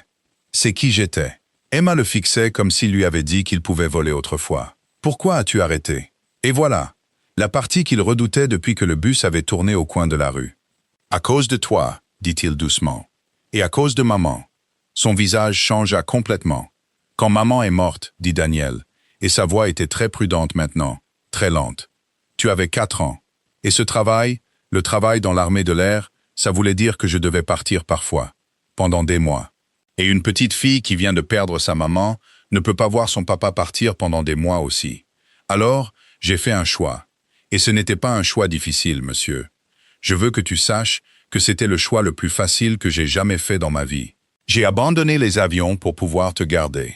C'est tout. J'ai échangé la chose pour laquelle j'étais le meilleur au monde contre la chose que j'aime le plus au monde. Et je le referai 100 fois sans jamais regarder en arrière. Emma resta silencieuse un long moment. Puis elle dit la chose que les enfants de 11 ans disent et qui vous coupe le souffle. Alors tu as abandonné la chose pour laquelle tu étais doué à cause de moi. Et tu ne me l'as jamais dit parce que tu ne voulais pas que je me sente mal, Emma. C'est si triste, papa. Et ses yeux se remplissaient de larmes maintenant. C'est la chose la plus triste que j'ai jamais entendue. Tu avais tout un autre toit, un toit génial, et tu l'as juste mis dans une boîte à cause de moi, et tu ne m'as même jamais dit qu'il existait. Et Daniel réalisa avec un sursaut que cela avait pris une tournure qu'il n'avait pas prévue. Il s'était préparé à la confusion, peut-être à la peur, peut-être à une enfant inquiète que son père ait des ennuis. Il ne s'était pas préparé à ce que sa fille ait le cœur brisé pour lui. Pour celle-là, il n'avait pas de défense prête. « Non, dit-il, et il lui prit les 2 mains. « Non, non, écoute-moi. Tu ne m'as pas mis dans une boîte. Ce n'est pas... Emma, regarde-moi. Je n'ai rien perdu. Tu m'entends? Je n'ai pas perdu les avions. Je les ai juste posés un moment pour pouvoir te porter à la place. Et voilà le truc. En fait, je suis rentré pour te raconter la bonne partie. La raison pour laquelle tout ça arrive aujourd'hui. » Il prit une profonde inspiration. Ce matin, j'ai fait une livraison dans un grand hangar chic et il y avait un avion là-bas, un avion de 40 millions de dollars, et il était en panne. Et il y avait 200 des ingénieurs les plus intelligents du monde entier autour de lui, et aucun d'eux n'a pu le réparer pendant 6 jours. Et je me suis tenu au fond dans ma chemise de travail. J'ai écouté et j'ai su ce qui n'allait pas. Les larmes d'Emma s'étaient arrêtées. Maintenant, elle se penchait en avant. « Tu l'as réparé » murmura-t-elle. Je l'ai réparé en environ 12 minutes, devant eux tous. Sa fille, cette fillette de 11 ans qui avait passé toute sa vie consciente à penser à son père comme l'homme qui préparait son déjeuner, conduisait un camion de livraison et était souvent fatiguée, le regarda comme si le sol venait de s'ouvrir pour révéler que son père avait été un super-héros pendant tout ce temps. « Papa, il y a plus, dit-il, et il faillit rire en voyant l'expression sur son visage. La dame qui possède l'entreprise, elle était... Alors, elle m'a offert beaucoup d'argent, monsieur. Et j'ai dit non. Tu as dit non? La voix d'Emma se brisa en un couinement. Papa, on en avait besoin. Tu dis toujours qu'on doit faire attention avec. Pourquoi dirais-tu non à de l'argent? Parce que je lui ai demandé quelque chose de mieux, dit Daniel. Je lui ai demandé de construire une école. Une vraie école où les enfants qui n'ont pas beaucoup d'argent peuvent apprendre à faire ce que je fais, ce que ton grand-père faisait. Et même, sa voix s'épaissit. Elle a dit oui. Et elle va la nommer d'après ton grand-père, d'après mon père. Il y aura tout un bâtiment avec le nom de grand-père Raymond au-dessus de la porte, et des enfants y entreront pendant des années, et apprendront tout ce qu'ils savaient pour que ça ne meure jamais. Pour que ça ne finisse plus jamais sous terre avec quelqu'un. Emma pleurait de nouveau, mais c'était un tout autre genre de larmes maintenant. Et elle se jeta à travers le canapé, et enroula ses 2 bras autour du cou de son père si fort que ça l'étouffa à moitié. C'est la meilleure chose que quelqu'un ait jamais faite, dit-elle dans son épaule. C'est la meilleure chose qui soit, papa. Il la serra contre lui. Et pendant 1 seconde, juste 1 seconde, tout était parfait, et le monde bruyant à l'extérieur n'existait pas. Et c'était juste lui et sa fille sur un canapé usé. Et il pensa, si ça se termine ici, si c'est tout ce que j'obtiens d'aujourd'hui, alors ça en valait la peine. Mais ce n'est pas là que ça s'est terminé, car Emma se recula, s'essuyant le visage, et dit « Attends, tu as dit que tu devais me le dire avant que je l'entende ailleurs. L'entendre où? Comment pourrais-je entendre parler de toi réparant un avion ?» Et l'estomac de Daniel se noua, car bien sûr, elle remarquerait ça. Elle remarquait tout. « Quelqu'un l'a filmé, dit-il prudemment. Au hangar, toute la scène, et ils l'ont mis sur Internet. » Emma devint très immobile. « Combien de personnes l'ont vu? » Aux dernières nouvelles, dit Daniel. Environ 4 millions. Le chiffre fit à Emma exactement le même effet qu'à tout le hangar. Sa mâchoire tomba. Et puis, parce qu'elle avait 11 ans, parce qu'elle avait grandi dans un monde complètement différent de celui de son père, elle ne réagit pas comme il s'y attendait. Elle n'eut pas peur. Elle ne s'inquiéta pas. Elle attrapa son bras à 2 mains et dit d'une voix montant vers l'extase pure. « Papa, papa, tu es viral. Emma, tu es une vidéo virale. Sais-tu ce que les gens feraient pour... » Toute la famille de Madison a essayé de devenir virale pendant 1 an, et ils n'ont jamais. Elle était debout sur le canapé maintenant, sautillant. « Je peux la voir? Où est-elle? Je peux la regarder? Est-ce qu'elle est sur... » « Emma, assieds-toi. » Quelque chose dans sa voix la stoppa net. Elle s'assit. « C'est la partie que je veux que tu comprennes, » dit Daniel.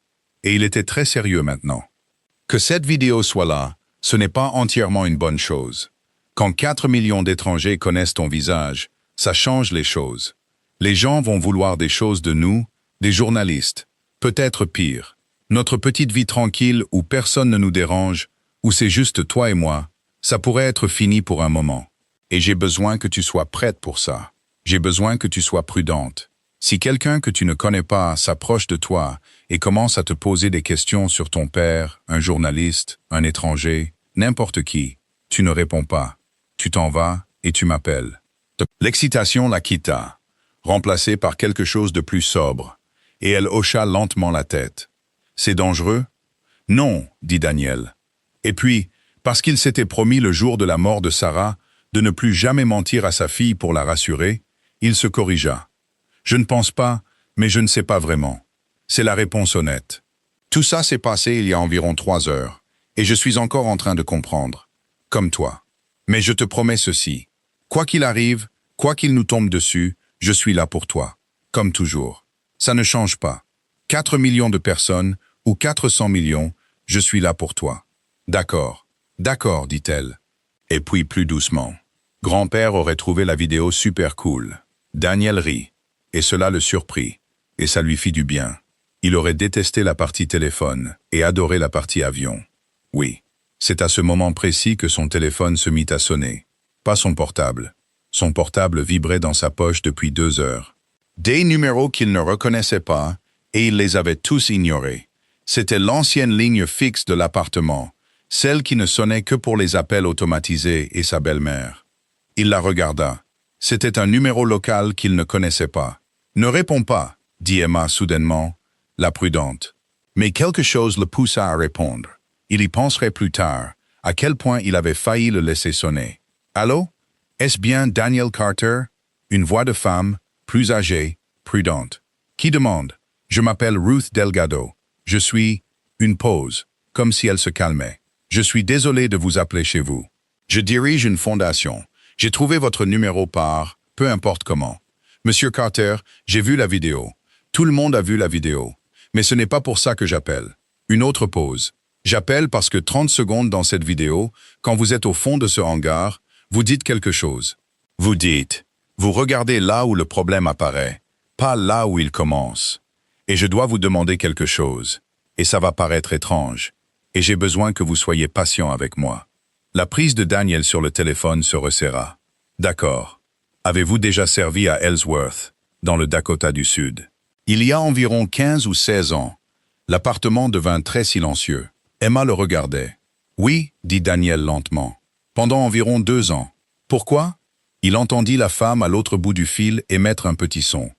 Le son que fait une personne quand une chose qu'elle n'avait qu'espérée s'avère réelle. « Parce que je crois que vous avez sauvé la vie de mon fils, » dit Ruth Delgado. « Et j'essaie de vous retrouver depuis 11 ans pour vous dire merci. » Daniel s'assit lourdement sur l'accoudoir du canapé. « Madame, je pense que vous vous trompez de... » Il s'appelait Marcus. Marcus Delgado. Il était chef d'équipe. Il y avait un avion. un oiseau que tout le monde voulait valider et renvoyer en l'air, et les papiers disaient qu'il allait bien. Chaque vérification revenait positive. Et il y avait un technicien, un seul, qui ne voulait pas signer, qui disait que quelque chose n'allait pas, même si tous les indicateurs disaient le contraire. Qui l'a cloué au sol et a rendu tout le monde furieux et a bloqué toute la ligne de vol pendant 1 jour et demi à chercher quelque chose que l'ordinateur jurait ne pas exister. Sa voix tremblait maintenant, et il l'a trouvé. Une faille dans le « je ne comprends pas la partie technique ». Je ne l'ai jamais comprise. Mais il a trouvé quelque chose qui aurait fait s'écraser cet avion. Mon fils devait être à bord, et un jeune technicien que personne ne voulait écouter a refusé de signer un bout de papier. Et grâce à ça, mon garçon est rentré à la maison, et il a 2 enfants à lui maintenant, et l'un d'eux s'appelle. Elle s'arrêta, se ressaisit. Monsieur Carter. Le nom de ce technicien était Carter. Je le porte en moi depuis 11 ans. Et puis cet après-midi, j'allume mon téléphone, et vous voilà, dans un hangar, disant exactement la même chose que vous avez dû dire à l'époque. Regardez là où ça commence, pas là où ça apparaît. Et j'ai su avant même d'entendre votre nom. J'ai su que c'était vous. Daniel Carter ne pouvait pas parler. Il avait complètement oublié ce jour-là. Pas entièrement, mais il s'était replié dans les 1000 autres jours d'une carrière pleine de jours. Oiseau de plus qu'il avait refusé de signer. Une dispute de plus qu'il avait eue avec des gens qui ne voulaient pas l'entendre. Il n'avait jamais su qui était sur ce manifeste. On ne savait jamais. On faisait juste le travail, on refusait de signer le mensonge et on passait à l'oiseau suivant. Et on ne découvrait jamais ce que le travail valait réellement dans la monnaie qui comptait. Je ne savais pas, réussit-il enfin à dire. Madame, je vous jure, je n'ai jamais su. C'était mon travail. Je faisais juste mon travail. Je sais que vous le faisiez, dit Ruth doucement. C'est ce qui en fait ce que c'est. Vous ne l'avez pas fait pour une récompense. Vous ne vous souveniez même pas de l'avoir fait. Vous n'avez simplement pas voulu mettre votre nom sur quelque chose que vous saviez être faux. Et une mère à 2000 miles de là a pu garder son fils grâce à ça. Ce n'est pas un travail, Monsieur Carter, c'est qui vous êtes. Et depuis 11 ans, je veux vous dire que la chose que vous avez faite dans le silence, quand personne ne regardait et que personne ne le saurait jamais, cette chose a compté plus que vous ne le comprendrez jamais. Daniel leva les yeux. Kemma se tenait devant lui maintenant, tout près, et elle en avait assez entendu pour avoir les larmes aux yeux à nouveau. Et elle articula les mots. « Qui est-ce, papa ?» Et il ne put lui répondre. « Êtes-vous toujours là ?» demanda Ruth. « Je suis là, dit-il. » Sa voix était brisée. « Je suis désolé. J'ai besoin d'une seconde. Prenez tout le temps qu'il vous faut. J'ai attendu 11 ans. Je peux bien attendre 1 minute de plus. » Et dans cette minute, Daniel Carter comprit quelque chose que tout l'après-midi avait tourné autour, sans tout à fait atterrir. Il avait dit au hangar, puis il avait dit à sa fille, que la plus grande tragédie de son père était que toute sa connaissance était morte avec lui dans un lit d'hôpital, qu'elle était allée sous terre sans être rappelée. Et Daniel avait construit tout son refus, toute sa demande pour l'académie, autour de l'idée de s'assurer que cela n'arriverait plus jamais à personne. Mais assis ici, sur l'accoudoir d'un canapé usé, avec la main de sa fille sur son genou et la voix d'une étrangère dans son oreille, lui disant qu'un garçon qu'il n'avait jamais rencontré était en vie à cause d'une signature qu'il avait refusé de donner et oublié le lendemain matin. Daniel comprit que la connaissance ne meurt pas. Pas vraiment. Elle ne meurt pas quand on l'utilise. Elle se propage dans le monde et sauve un chef d'équipe qui a maintenant 2 enfants. Et ça continue. Ça continue de se propager longtemps après qu'on ait oublié avoir fait quoi que ce soit. La connaissance de son père n'était pas morte dans ce lit d'hôpital. Elle était assise sur ce canapé. Elle venait de réparer un avion de 42 millions de dollars. Elle était dans chaque oiseau que Daniel avait refusé de signer. Raymond Carter sauvait encore des vies, 11 ans après sa mort, par les mains d'un fils qu'il avait formé dans un garage, qui ne lui avait jamais rapporté un sou. « Madame Delgado, » dit Daniel finalement, « puis-je vous demander quelque chose, n'importe quoi? Une école est en construction. Elle va apprendre aux jeunes ce que je fais, ce que mon père m'a appris. Des jeunes qui ne peuvent pas se le permettre autrement. » Il déglutit. « Est-ce que votre fils, est-ce que Marcus, serait un jour prêt à venir parler à ces jeunes, juste pour leur dire que le travail compte, que le travail ennuyeux et minutieux, que personne ne regarde, les papiers que vous ne signez pas, la chose que vous faites bien quand il serait plus facile de la faire vite, que ce n'est pas rien, que ça touche quelqu'un. Je pense qu'ils ont besoin d'entendre ça de quelqu'un qui l'a vécu. Pas de moi, de lui, du gars à l'autre bout. Il y eut un long silence sur la ligne. Et quand Ruth Delgado parla de nouveau, sa voix était passée au-delà des larmes, à quelque chose de plus calme, de plus stable et de plus sûr. « Monsieur Carter, dit-elle, mon fils marcherait jusqu'à cette école sur les mains. » Daniel rit, un rire humide, brisé et réel. Et Emma, qui ne supportait plus de ne pas savoir, grimpa finalement sur l'accoudoir du canapé à côté de lui et colla son oreille près du téléphone, et il la laissa faire. Car quoi que ce soit, elle était assez grande maintenant pour en faire partie. Ils parlèrent encore quelques minutes. Ruth prit ses coordonnées. Les vraies coordonnées, promit d'appeler l'entreprise, promit que Marcus le contacterait. Et quand Daniel raccrocha enfin le téléphone et le posa sur son socle, il resta assis un moment dans le silence de son propre appartement, fixant le vide. « Papa, dit Emma, c'était qui? Pourquoi tu pleurais? De bonnes larmes ou de mauvaises larmes? De bonnes larmes, dit-il. Certainement de bonnes larmes. Il la serra contre lui. C'était une maman dont j'ai aidé le fils il y a très très longtemps, avant même que tu ne sois né. Et elle a vu la vidéo aujourd'hui, et ça l'a aidé à me retrouver, pour qu'elle puisse me dire merci après toutes ces années. Emma resta silencieuse, en train de digérer. Puis elle dit lentement, « Alors la vidéo est une mauvaise chose parce que des étrangers connaissent ton visage, mais c'est une bonne chose parce qu'elle a permis à cette dame de te trouver et de te dire merci. » « Ouais, dit Daniel, et il s'émerveilla un peu de la clarté avec laquelle elle avait résumé la situation. « Ouais, ma chérie, c'est exactement ça. C'est les deux. La plupart des grandes choses sont les deux. C'est quelque chose que la plupart des gens mettent beaucoup plus de 11 ans à comprendre. Alors, qu'est-ce qu'on fait? » Et Daniel y réfléchit. Il pensa aux 4 millions de vues, qui étaient probablement 10 millions maintenant. Il pensa aux journalistes qui allaient venir, aux étrangers et au monde bruyant qui avaient défoncé sa porte tranquille cet après-midi et qui n'allaient pas partir.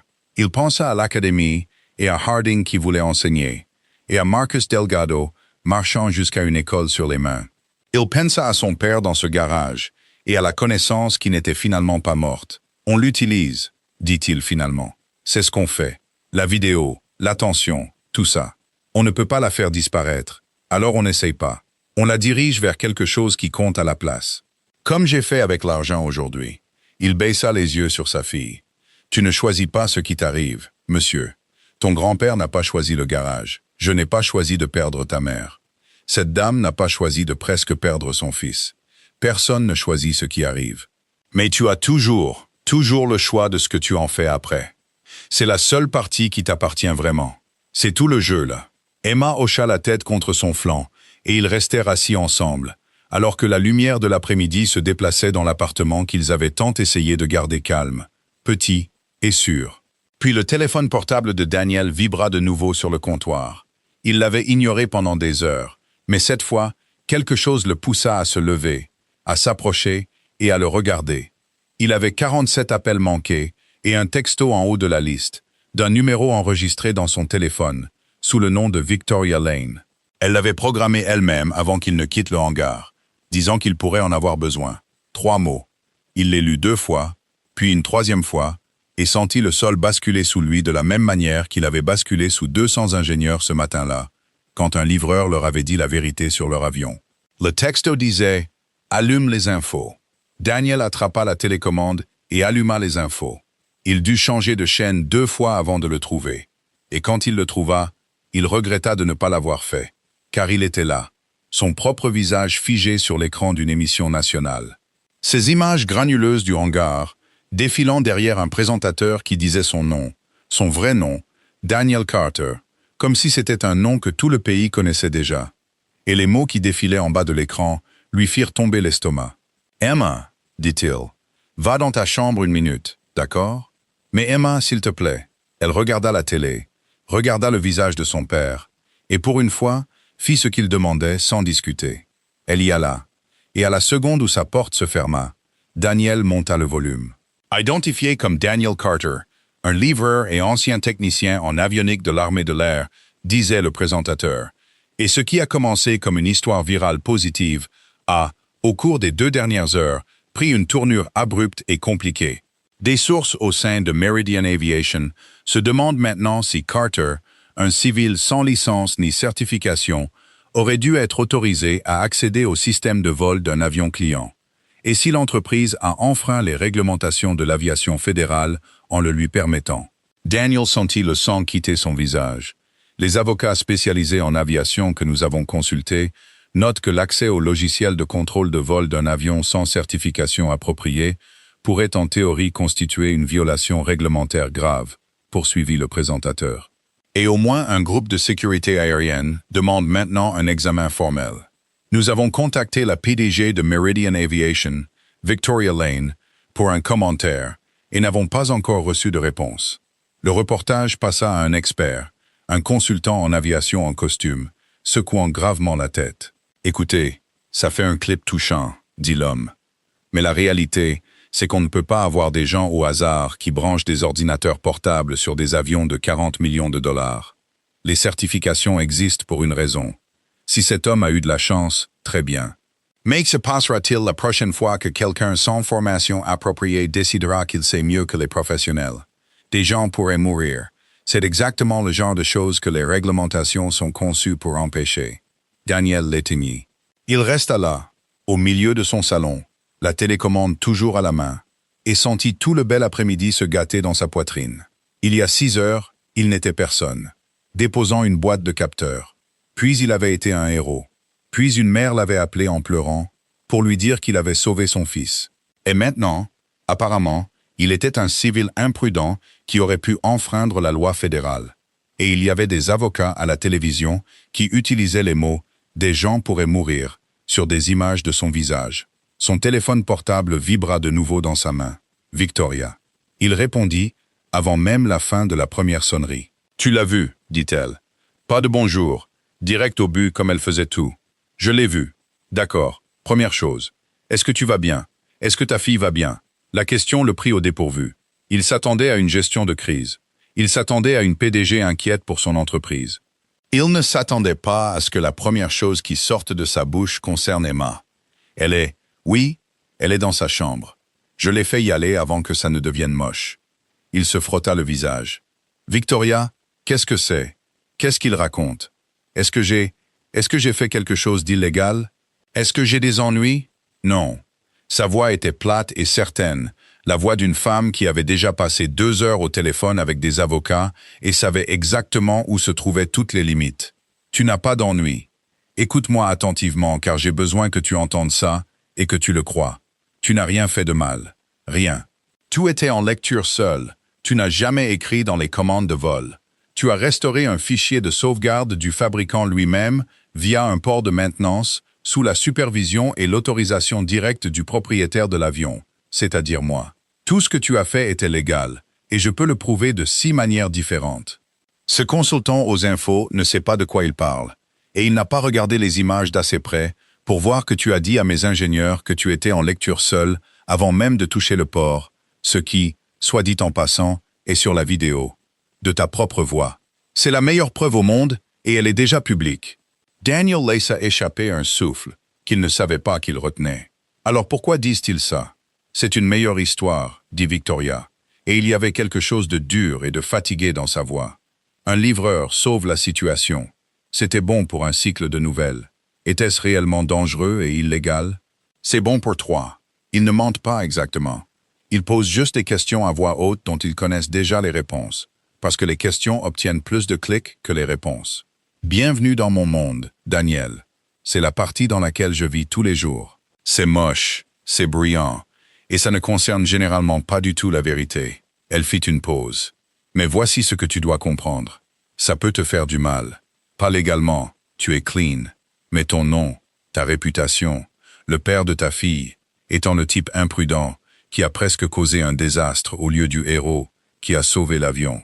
Cette version peut absolument prendre racine si nous la laissons faire. Et ça vous suivra tous les deux. Alors, j'ai besoin que tu me fasses confiance pour les prochaines 24 heures. Et j'ai besoin que tu fasses exactement une chose. Quoi? Rien, dit Victoria. Ne fais absolument rien. Ne réponds pas à ton téléphone. Ne parle à aucun journaliste. Ne poste rien. Ne t'explique pas. Ne te défends pas. N'ouvre même pas ta porte d'entrée à un étranger. Je sais que tous tes instincts te crient d'aller là-bas et de rétablir la vérité. Ne le fais pas. Parce qu'à la seconde où tu diras un mot, ils le couperont en 100 morceaux et utiliseront les morceaux contre toi. Laisse-moi gérer le bruit. Le bruit, c'est toute ma carrière. Toi, occupe-toi de ta fille. C'est le marché. Peux-tu faire ça? Daniel se dirigea vers la fenêtre, regarda la rue et son estomac se noua pour une toute nouvelle raison. Car il y avait une camionnette de presse garée au coin de la rue, et pendant qu'il regardait, une deuxième s'arrêta derrière elle. Victoria, quoi? Il y a des camionnettes de presse devant mon immeuble. Silence sur la ligne. Puis, très calme, très rapide. Combien? 2. Non. 3. Maintenant.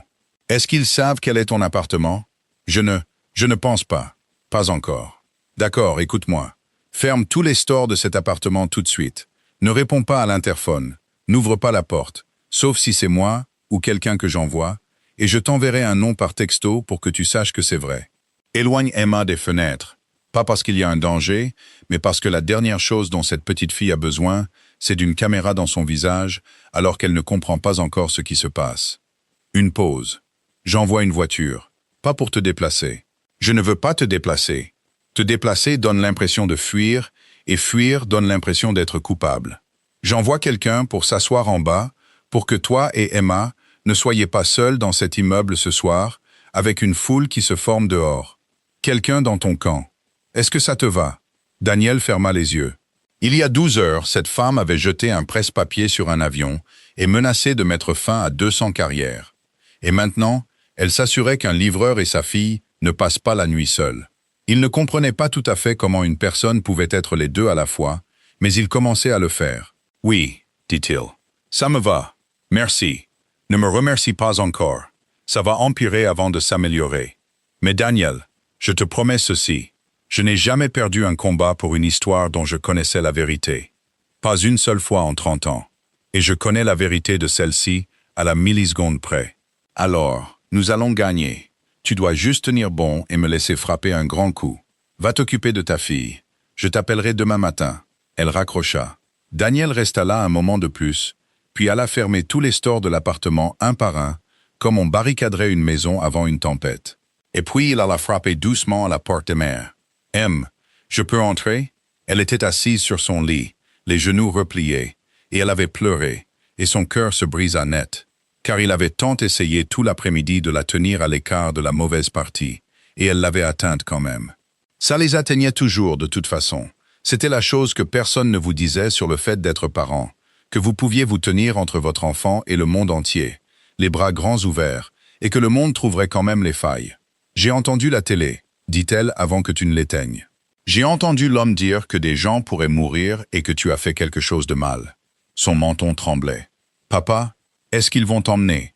Est-ce que tu vas aller en prison? »« Non, » dit Daniel. Et il traversa la pièce, s'assit sur le bord de son lit et prit son visage entre ses deux mains. « Non, ma chérie, regarde-moi. Je ne vais nulle part. Personne ne m'emmène. Pas ce soir. Jamais. Cet homme à la télé a tort. Il n'a pas regardé toute la vidéo et il ne sait pas de quoi il parle. Et il y a déjà des avocats, des bons, les meilleurs, qui savent que je n'ai rien fait de mal. Et ils vont s'assurer que tout le monde le sache aussi, je te le promets. Je n'ai jamais rompu une promesse que je t'ai faite.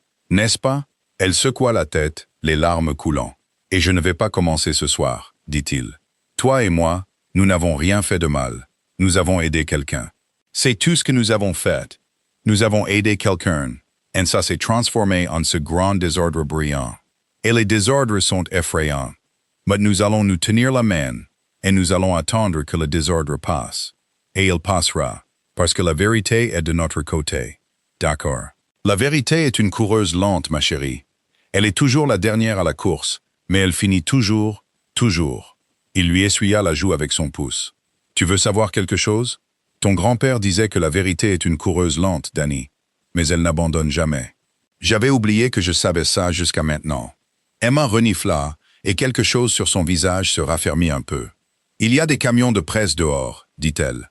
Ce n'était pas une question. Elle les avait vus, ou entendus, ou simplement su, comme elle savait tout.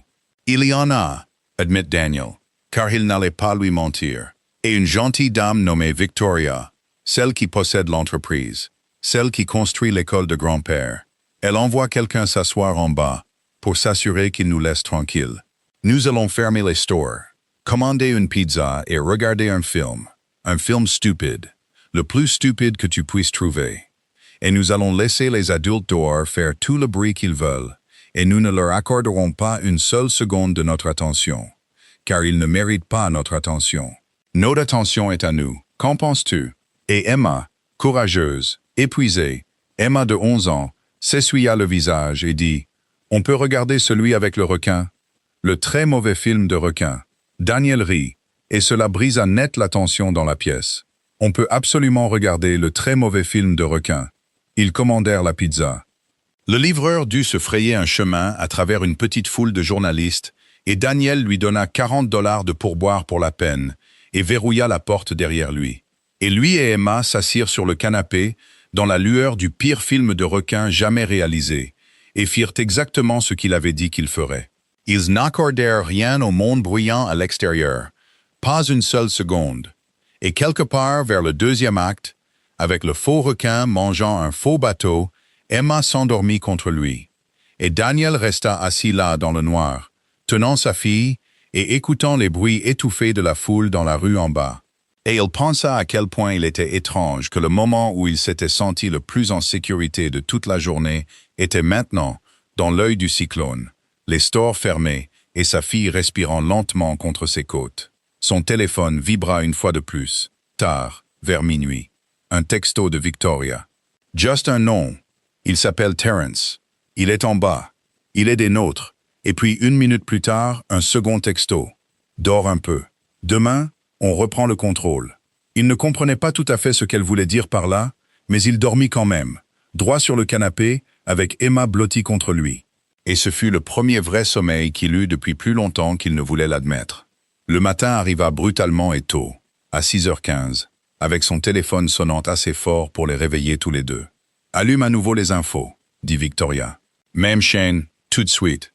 Et Daniel, cette fois, tu vas vouloir regarder. » Il chercha la télécommande à tâtons, le cœur battant déjà, se préparant à la nouvelle chose qu'ils avaient inventée sur lui pendant la nuit. Emma s'agita contre lui, clignant des yeux. Il trouva la chaîne, et là, il y avait Victoria Lane, en direct, debout à un pupitre devant le logo de Meridian Aviation, dans un costume anthracite, regardant directement les caméras, avec une expression que Daniel avait vue exactement une fois auparavant, juste avant qu'elle ne dise à 200 ingénieurs que quiconque avait un problème pouvait trouver la porte. « Bonjour, dit-elle. Je m'appelle Victoria Lane. Je suis la PDG de Meridian Aviation et je suis la propriétaire de l'avion que vous regardez tous depuis 2 jours. Je vais parler pendant environ 4 minutes, puis je répondrai à toutes vos questions aussi longtemps que vous en aurez, car je n'ai rien à cacher. Et j'en ai assez de laisser des gens qui n'étaient pas dans ce hangar raconter ce qui s'y est passé. » Daniel se redressa. Emma enroula la couverture autour d'elle et regarda. « Hier, dit Victoria, des gens très intelligents sont passés à la télévision et ont suggéré qu'un homme nommé Daniel Carter avait fait quelque chose d'imprudent, de dangereux, ou peut-être d'illégal, en réparant mon avion. Je veux aborder cela directement, car ces gens avaient tort, et j'ai les preuves. » Elle leva une tablette. Chaque mot prononcé par M. Carter dans ce hangar a été enregistré. Je vais vous en faire écouter un extrait maintenant. Regardez. L'émission passa aux images du hangar, mais une version plus longue que le clip viral, que personne n'avait vu. Et là, la voix de Daniel, claire comme de l'eau de roche, disant aux ingénieurs « Je suis en lecture seul. Je n'écris rien. J'écoute. On ne peut pas casser un avion en l'écoutant. » On revint à Victoria. « Lecture seule, dit-elle, sous ma supervision, en utilisant le propre fichier de sauvegarde d'usine du constructeur de l'avion, restauré via un port de maintenance standard, avec mon autorisation complète en tant que propriétaire légal de cet avion. J'ai fait examiner chaque seconde de cela par 4 avocats spécialisés en aviation depuis hier après-midi. Je vais vous dire ce qu'ils m'ont dit. Il n'y a aucune violation. Il n'y a pas de zone grise. Il n'y a même pas de questions difficiles. Ce que M. Carter a fait n'était pas seulement légal. C'était plus prudent, plus responsable et plus compétent que tout ce que les 200 ingénieurs certifiés que j'ai fait venir de 3 pays ont réussi à faire en 6 jours. Elle laissa cette phrase faire son effet. Alors, laissez-moi être très clair sur qui est Daniel Carter, puisque les personnes qui le questionnaient hier n'ont manifestement pas pris la peine de se renseigner. La gorge de Daniel se serra. Daniel Carter a servi ce pays pendant 11 ans en tant que technicien en avionique de l'armée de l'air, dit Victoria. Il a plus d'expérience pratique des systèmes aéronautiques que quiconque l'a critiqué hier, dont la plupart n'ont jamais tourné une clé de leur vie. Il a quitté cette carrière, une carrière dans laquelle il était extraordinaire, pour élever sa fille seule après la mort de sa femme. Pendant 4 ans, ce technicien décoré a livré des pièces, préparé des déjeuners d'école, ne demandant rien à personne et ne disant à personne ce qu'il était autrefois. Et quand il est entré dans mon hangar par accident et a résolu un problème qui avait vaincu toute l'industrie, savez-vous ce qu'il a demandé en retour? Elle fit une pause. La salle pleine de journalistes était complètement silencieuse. Je lui ai offert tout mon salaire annuel, dit Victoria, devant la caméra, devant 200 témoins. Une somme d'argent qui change la vie pour un homme élevant seul un enfant. Il l'a refusé. Il m'a regardé dans les yeux et il a refusé une fortune. Et à la place, il m'a demandé de construire une école, une académie de formation pour les jeunes qui n'ont pas les moyens de suivre une formation technique, des jeunes de famille comme la sienne. Et quand je lui ai demandé pourquoi, il m'a parlé de son père, un mécanicien autodidacte qui pouvait tout réparer, qui était plus intelligent que tous les ingénieurs que j'ai jamais embauchés, et qui est mort avec toute cette connaissance non reconnue et non récompensée, parce que personne n'a jamais donné sa chance à un homme sans les bons papiers. Daniel réalisa qu'il serrait la main d'Emma assez fort pour lui faire mal, et relâcha sa prise, et elle serra la sienne en retour. « Alors, voici mon annonce, » dit Victoria, et sa voix résonna, claire et définitive. Meridian Aviation s'engage à financer entièrement et à perpétuité l'Académie de technologie aéronautique Raymond Carter, nommée d'après le défunt père de Daniel.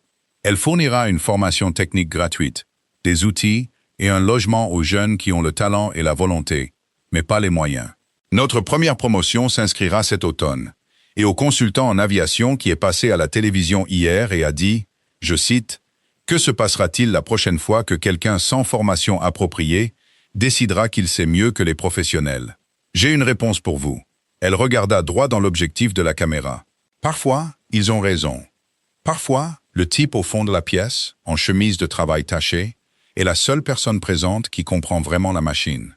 Et un monde qui apprend à ces jeunes à se moquer de cet homme, au lieu d'apprendre de lui, est un monde qui mérite chaque avion cloué au sol qu'il obtient. Nous allons leur apprendre à apprendre de lui à la place.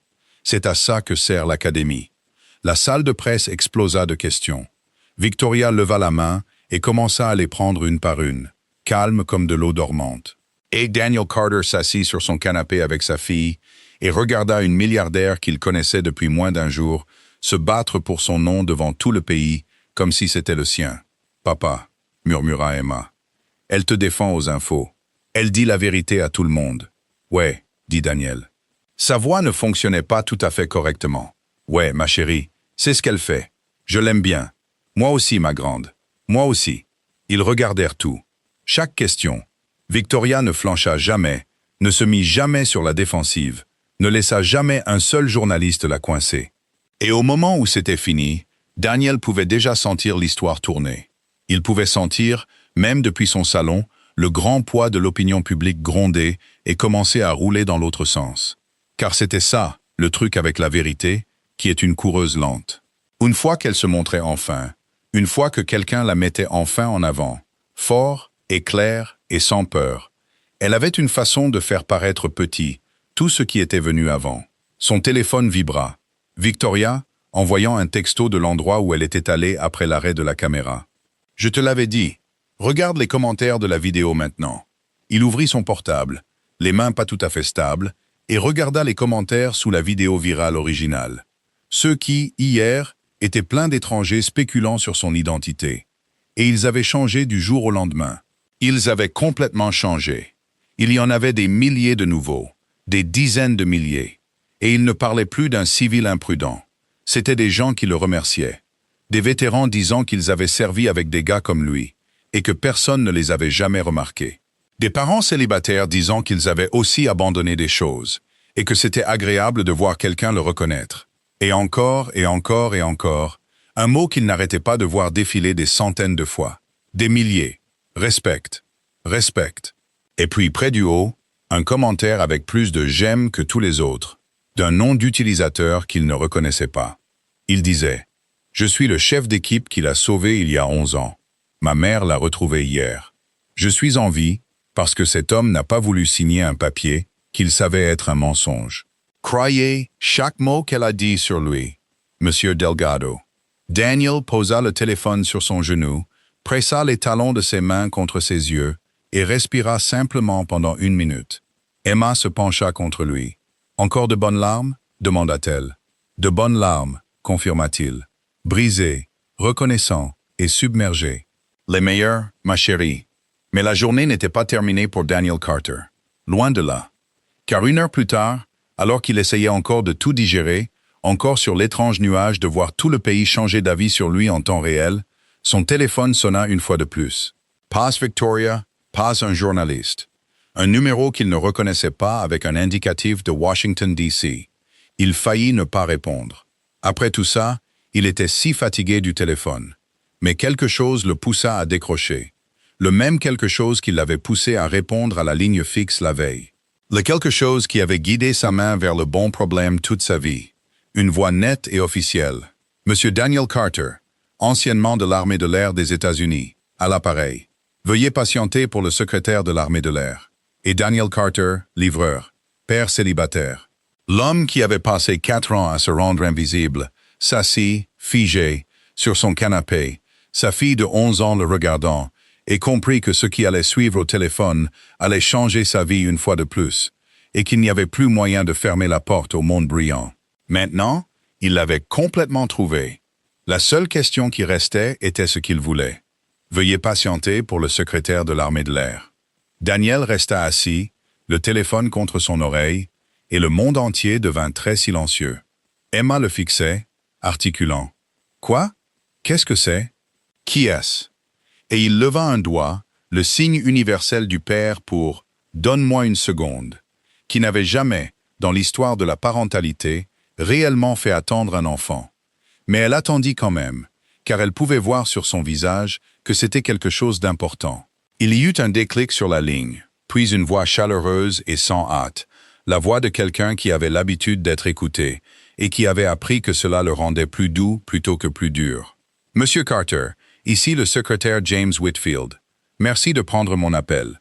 Je sais que vous avez eu quelques jours assez mouvementés. »« Monsieur, » dit Daniel, « car 11 ans d'entraînement ne vous quittent pas, et une partie de lui s'était mise au garde à vous avant que son cerveau ne rattrape le coup. »« Oui, monsieur. Ça a été beaucoup, monsieur. J'imagine. » Une pause. « Je vais aller droit au but, car je suppose que vous en avez assez des gens qui appellent sans vous dire ce qu'ils veulent. J'ai vu la vidéo, monsieur Carter, comme environ 40 millions d'autres personnes, apparemment. Mais je l'ai vue un peu différemment de la plupart d'entre elles, car j'ai passé beaucoup de temps sur les lignes de vol moi-même, il y a longtemps, et je sais exactement ce que je regardais.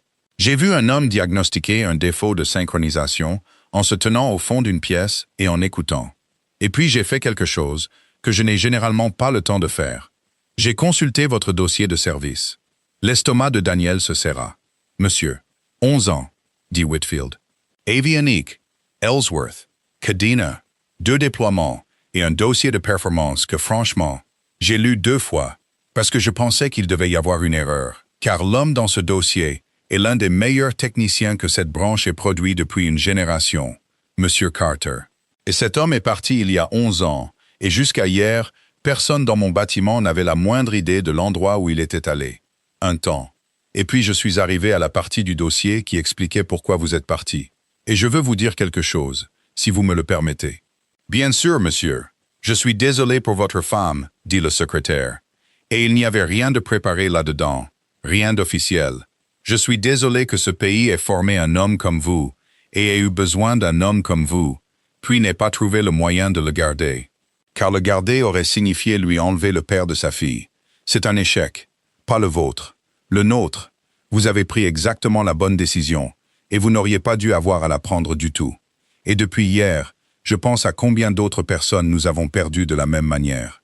Des gens bien qui ont dû choisir entre la mission et leur famille, et qui ont choisi leur famille comme toute personne décente le ferait. » Il fit une pause. « Donc, je n'ai pas appelé pour vous remercier pour la vidéo, Monsieur Carter. J'ai appelé pour vous demander de l'aide, et vous êtes libre de dire non. Daniel réalisa qu'il serrait de nouveau la main d'Emma. Elle serra la sienne en retour. Quel genre d'aide, monsieur? J'ai lu à propos de l'école, dit Whitfield, l'académie que cette compagnie d'aviation construit au nom de votre père. Et ça m'a fait réfléchir. Nous avons un vrai problème dans ce pays, avec la disparition des connaissances techniques. Exactement ce dont vous avez parlé dans ce hangar. Les anciens partent à la retraite et emportent avec eux 60 ans de savoir-faire. Et ça va sous terre, comme pour votre père. Et nous ne les remplaçons pas assez vite. Les certifications n'enseignent pas ce que vous avez fait dans ce hangar. On ne peut pas certifier la capacité d'un homme à se tenir au fond d'une pièce et à entendre ce qui ne va pas. Ce n'est pas dans un test, ça vient d'ailleurs. Une pause.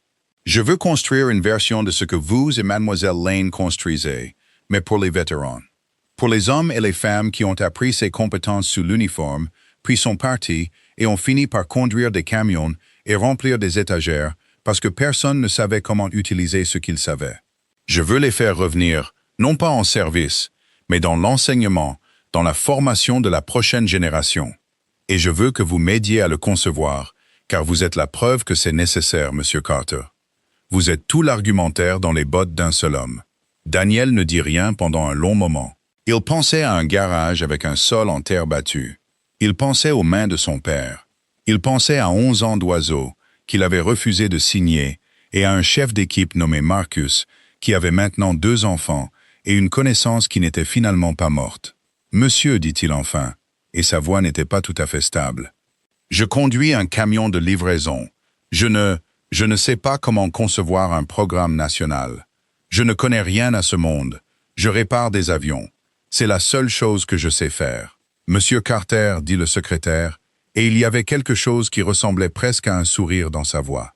200 ingénieurs certifiés se sont tenus autour d'un avion de 42 millions de dollars pendant 6 jours et n'ont pas pu le réparer. Et vous l'avez fait en 12 minutes, parce que vous saviez écouter quand tout le monde parlait. Je n'ai pas besoin de quelqu'un qui connaît le monde des programmes nationaux. Ce monde est exactement la raison pour laquelle la connaissance se meurt. Il est plein de gens qui connaissent les papiers, et pas le travail. J'ai besoin de quelqu'un qui connaît le travail. J'ai besoin de quelqu'un qui se tiendra au fond et entendra ce qui ne va vraiment pas. C'est vous. C'est toute la raison pour laquelle j'ai appelé. Une pause. Pensez-y. Parlez-en à votre fille. Parlez-en à Mademoiselle Lane. Et rappelez-moi quand vous serez prêt. Il n'y a pas d'urgence. La connaissance se meurt lentement depuis 30 ans. Elle peut bien attendre une semaine de plus que vous y réfléchissiez. Ils parlèrent encore quelques minutes.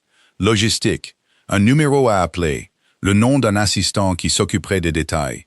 Et quand Daniel raccrocha enfin le téléphone et le posa sur son genou, il resta assis dans un silence si complet qu'il pouvait entendre son propre cœur battre. « Papa », dit Emma.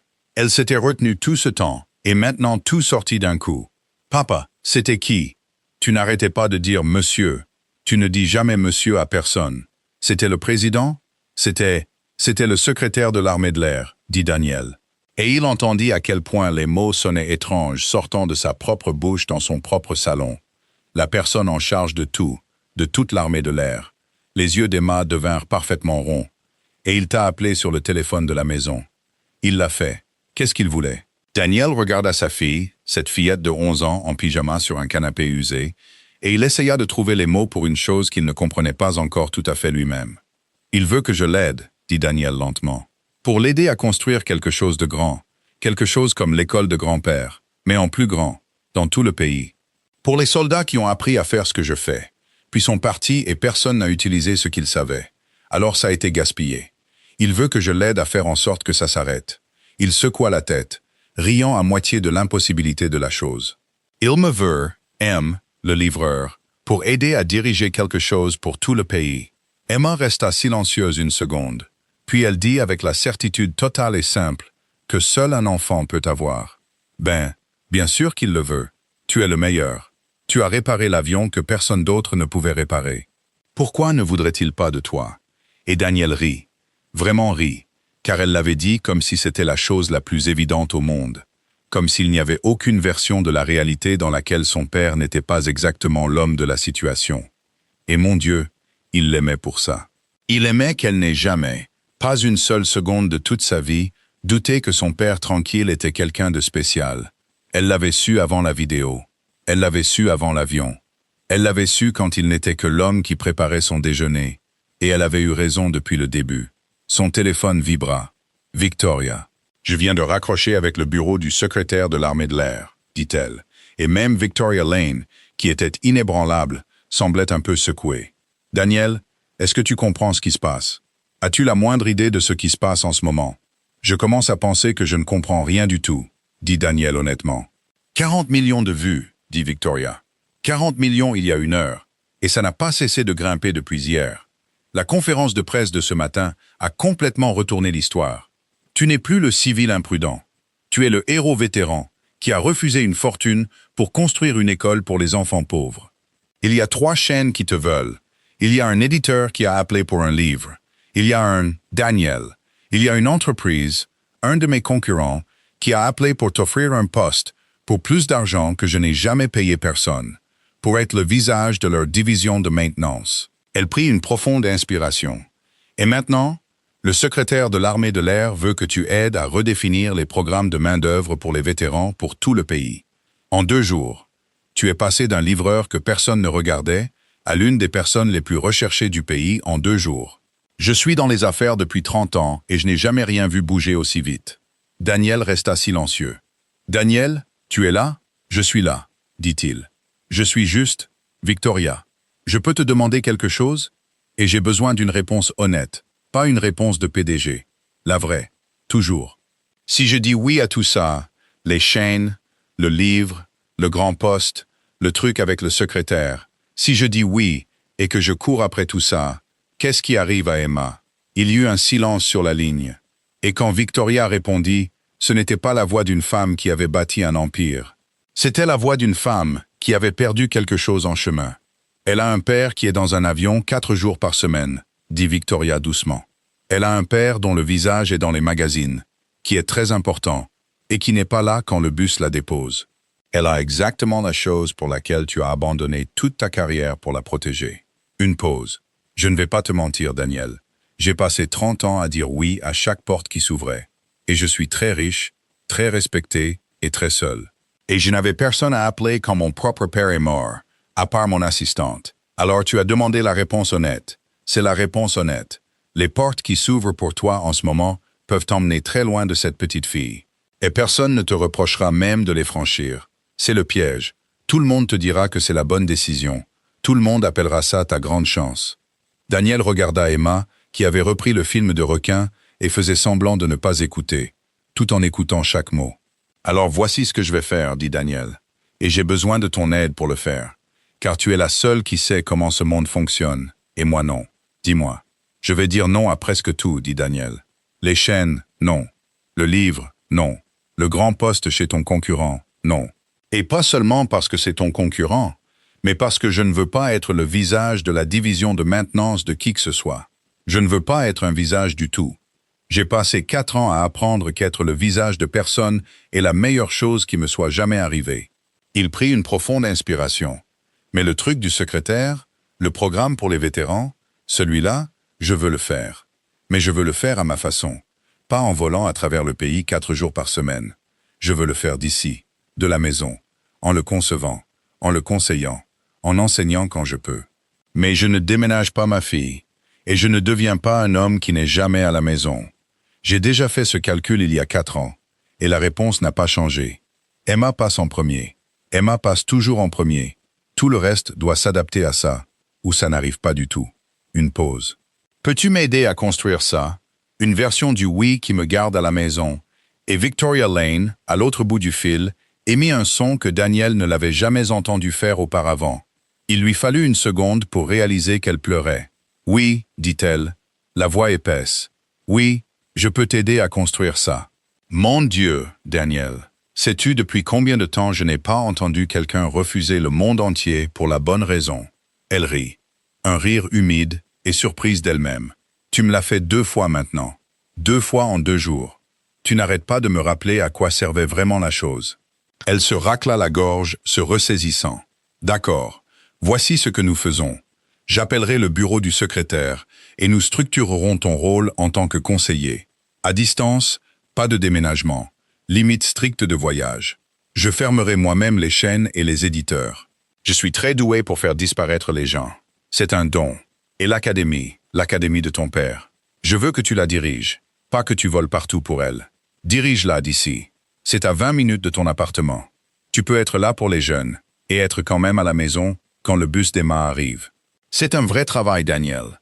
Un bon, et c'est celui qui compte vraiment. Et c'est celui qui te permet de tenir ta promesse à cette petite fille. Qu'en penses-tu? Daniel ferma les yeux. Ça ressemble exactement à ce que j'aurais demandé si j'avais su qu'on avait le droit de le demander. C'est permis, dit Victoria doucement. Il faut juste être le genre de personne qui le demande, au lieu de la chose plus grande. Et tu l'es. C'est toute la différence entre toi et moi. Et c'est la différence que j'essaie d'apprendre depuis la seconde où tu es entré dans mon hangar. 6 mois plus tard, l'Académie de technologie aéronautique Raymond Carter ouvrit ses portes. Elle fut construite dans le même complexe de hangars où Daniel avait été autrefois moqué. Victoria avait insisté là-dessus, disant qu'il y avait une justice là-dedans à laquelle elle n'était pas prête à renoncer. La première promotion comptait 32 étudiants, des jeunes de famille qui n'auraient pas pu se permettre une école technique en 100 ans. Une jeune fille de 19 ans qui réparait les voitures de ses voisins sur un parking pour de l'argent, car aucun programme ne voulait d'elle sans un acompte. Un jeune homme qui avait quitté le système de placement familial avec rien d'autre qu'un don pour l'électronique et nulle part où l'orienter. Des jeunes qui, chacun d'entre eux, rappelaient à Daniel un mécanicien autodidacte dans un garage avec un sol en terre battue qui n'avait jamais eu sa chance. Ils avaient leur chance maintenant. Harding y enseignait. Il avait tenu parole. Il avait abandonné une carrière de consultant à 6 chiffres pour enseigner les diagnostics à des jeunes qui n'avaient jamais tenu une clé dynamométrique. Et de la vie de tous, il était le meilleur instructeur du bâtiment. Et il disait à quiconque le demandait que les 20 années précédentes avaient été principalement gaspillées et que les 6 derniers mois étaient le premier vrai travail qu'il ait jamais fait. Louis et Daniel étaient devenus quelque chose comme des amis, de la manière dont 2 hommes deviennent amis quand l'un humilie complètement l'autre et que l'autre est assez grand pour en être reconnaissant. Marcus Delgado est venu, comme sa mère l'avait promis.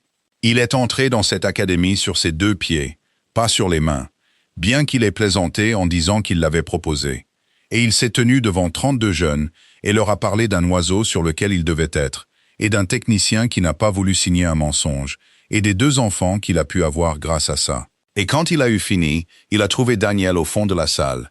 Et les 2 hommes qui avaient été connectés pendant 11 ans sans jamais se rencontrer se sont serrés la main, et aucun des 2 n'a pu vraiment parler pendant 1 minute. Et aucun des 2 n'en a eu honte.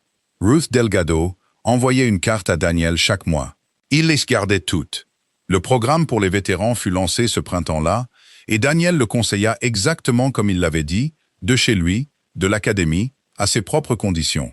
Jamais plus d'1 nuit par semaine, loin d'Emma, et seulement quand c'était absolument nécessaire. Il se développa rapidement parce qu'il était nécessaire, parce qu'il y avait des dizaines de milliers de personnes comme lui. Et il commença à les ramener un par un des tournées de livraison, des entrepôts et des parkings, et à remettre leur savoir au travail avant qu'ils ne meurent avec eux. Le secrétaire appela personnellement Daniel le jour où les 100 premiers instructeurs vétérans furent placés, juste pour le lui dire. Daniel prit l'appel sur le parking de l'académie pendant sa pause déjeuner, en chemise de travail. Et Victoria Lane changea. Pas d'un coup et pas complètement, car les gens ne le font pas. Mais elle commença à quitter le bureau à une heure décente. Elle commença à appeler Daniel et Emma, juste pour parler. Puis, elle commença à venir dîner. Et puis, le dîner devint une tradition du dimanche. La milliardaire, le livreur devenu directeur d'académie, et la fillette de 12 ans, autour d'une petite table dans un petit appartement dont ils ne déménagèrent jamais, car Daniel disait que l'appartement était bien. L'appartement était le leur, et la taille d'une maison n'était jamais ce qui en faisait un foyer. Victoria avait construit des manoirs, et n'avait jamais eu ça. Elle l'avait maintenant, à une table bancale le dimanche, avec des gens qui l'auraient aimé tout autant quand elle n'était personne. Mais le moment que Daniel Carter garderait avec lui pour le reste de sa vie arriva à la fin de cette première année, le jour de la remise des diplômes, lorsque la première promotion de l'Académie Raymond Carter traversa une scène dans le même hangar où leur professeur avait été autrefois un meuble qui apportait les boîtes. Emma était là, 12 ans maintenant, grande pour son âge, assise au premier rang où Daniel pouvait la voir. Et alors que la dernière étudiante traversait la Seine, la jeune fille de 19 ans qui réparait des voitures sur un parking, maintenant technicienne en aviation certifiée, avec un emploi qui l'attendait déjà. Tout le hangar se leva, et Daniel se tenait sur le côté, les mains jointes devant lui, la mâchoire travaillant dur contre quelque chose qui essayait de sortir. Et Emma se leva de son siège, vint vers lui, et glissa sa main dans la main rugueuse de son père comme elle l'avait fait 1000 fois, le regarda, et dit la chose qui mit fin à tout. La chose qui fit que toute cette année étrange, bruyante et impossible atterrit enfin, complètement, à sa juste place. « Tu sais ce qui est drôle, papa ?» dit-elle en regardant 32 jeunes en toge et mortier étreindre leur famille. « Tout le monde pense que la grande chose que tu as faite, c'est de réparer l'avion. » Daniel baissa les yeux sur elle. « Ce n'est pas ça ?»« Non. » Emma secoua la tête. Certaine comme tout ce qui est sage, tu la manière dont elle avait été sage depuis ses 4 ans et avait dû grandir plus vite qu'elle n'aurait dû. Réparer l'avion, c'était facile. Tu l'as dit toi-même. 12 minutes. L'avion n'avait pas besoin de toi. Pas vraiment. Quelqu'un aurait fini par trouver. Elle fit un geste vers le hangar plein de diplômés. Mais eux, l'école de grand-père, cette dame là-bas, qui va avoir un travail toute sa vie, parce que tu n'as pas pris l'argent. Elle serra sa main. Ça n'arrive pas sans toi. Jamais. C'est ça, la grande chose que tu as faite, papa. Pas l'avion, eux. Et Daniel Carter, technicien de l'armée de l'air, livreur, père célibataire, l'homme dont tout le monde dans ce hangar s'était moqué un jour, regarda sa fille, puis la salle pleine de jeunes à qui on avait donné la chance que son propre père n'avait jamais eue. Et il comprit enfin, jusqu'au plus profond de lui, la chose que son père avait essayé de lui dire depuis un lit d'hôpital 11 ans auparavant. La connaissance ne vaut rien si elle meurt avec la personne qui la possède. Mais la connaissance de son père n'était pas morte. Elle était entrée dans un hangar en chemise de travail tachée, avait refusé une fortune, construit une école et ramené 1000 personnes oubliées du bord du gouffre. Et elle allait continuer maintenant, à travers 32 jeunes cette année, et plus l'année suivante, et plus l'année d'après, dans un monde qui avait failli la jeter. L'homme le plus silencieux de la pièce avait porté la réponse tout ce temps, et la réponse n'a jamais été l'avion. La réponse, c'est que personne, pas une seule personne, peu importe l'humilité de ses vêtements, l'ordinaire de sa vie ou la facilité avec laquelle on l'ignore, ne devrait jamais avoir à emporter ce qu'il sait dans la tombe avec lui, invisible et inutilisé. Quand il y a un jeune quelque part qui attend qu'on lui tende la chose même qui le libérerait. Daniel Carter passa le reste de sa vie à s'assurer que cela n'arriverait jamais. Et cela, bien plus que n'importe quel avion, fit de lui l'homme le plus important dans chaque pièce où il entra pour le reste de ses jours.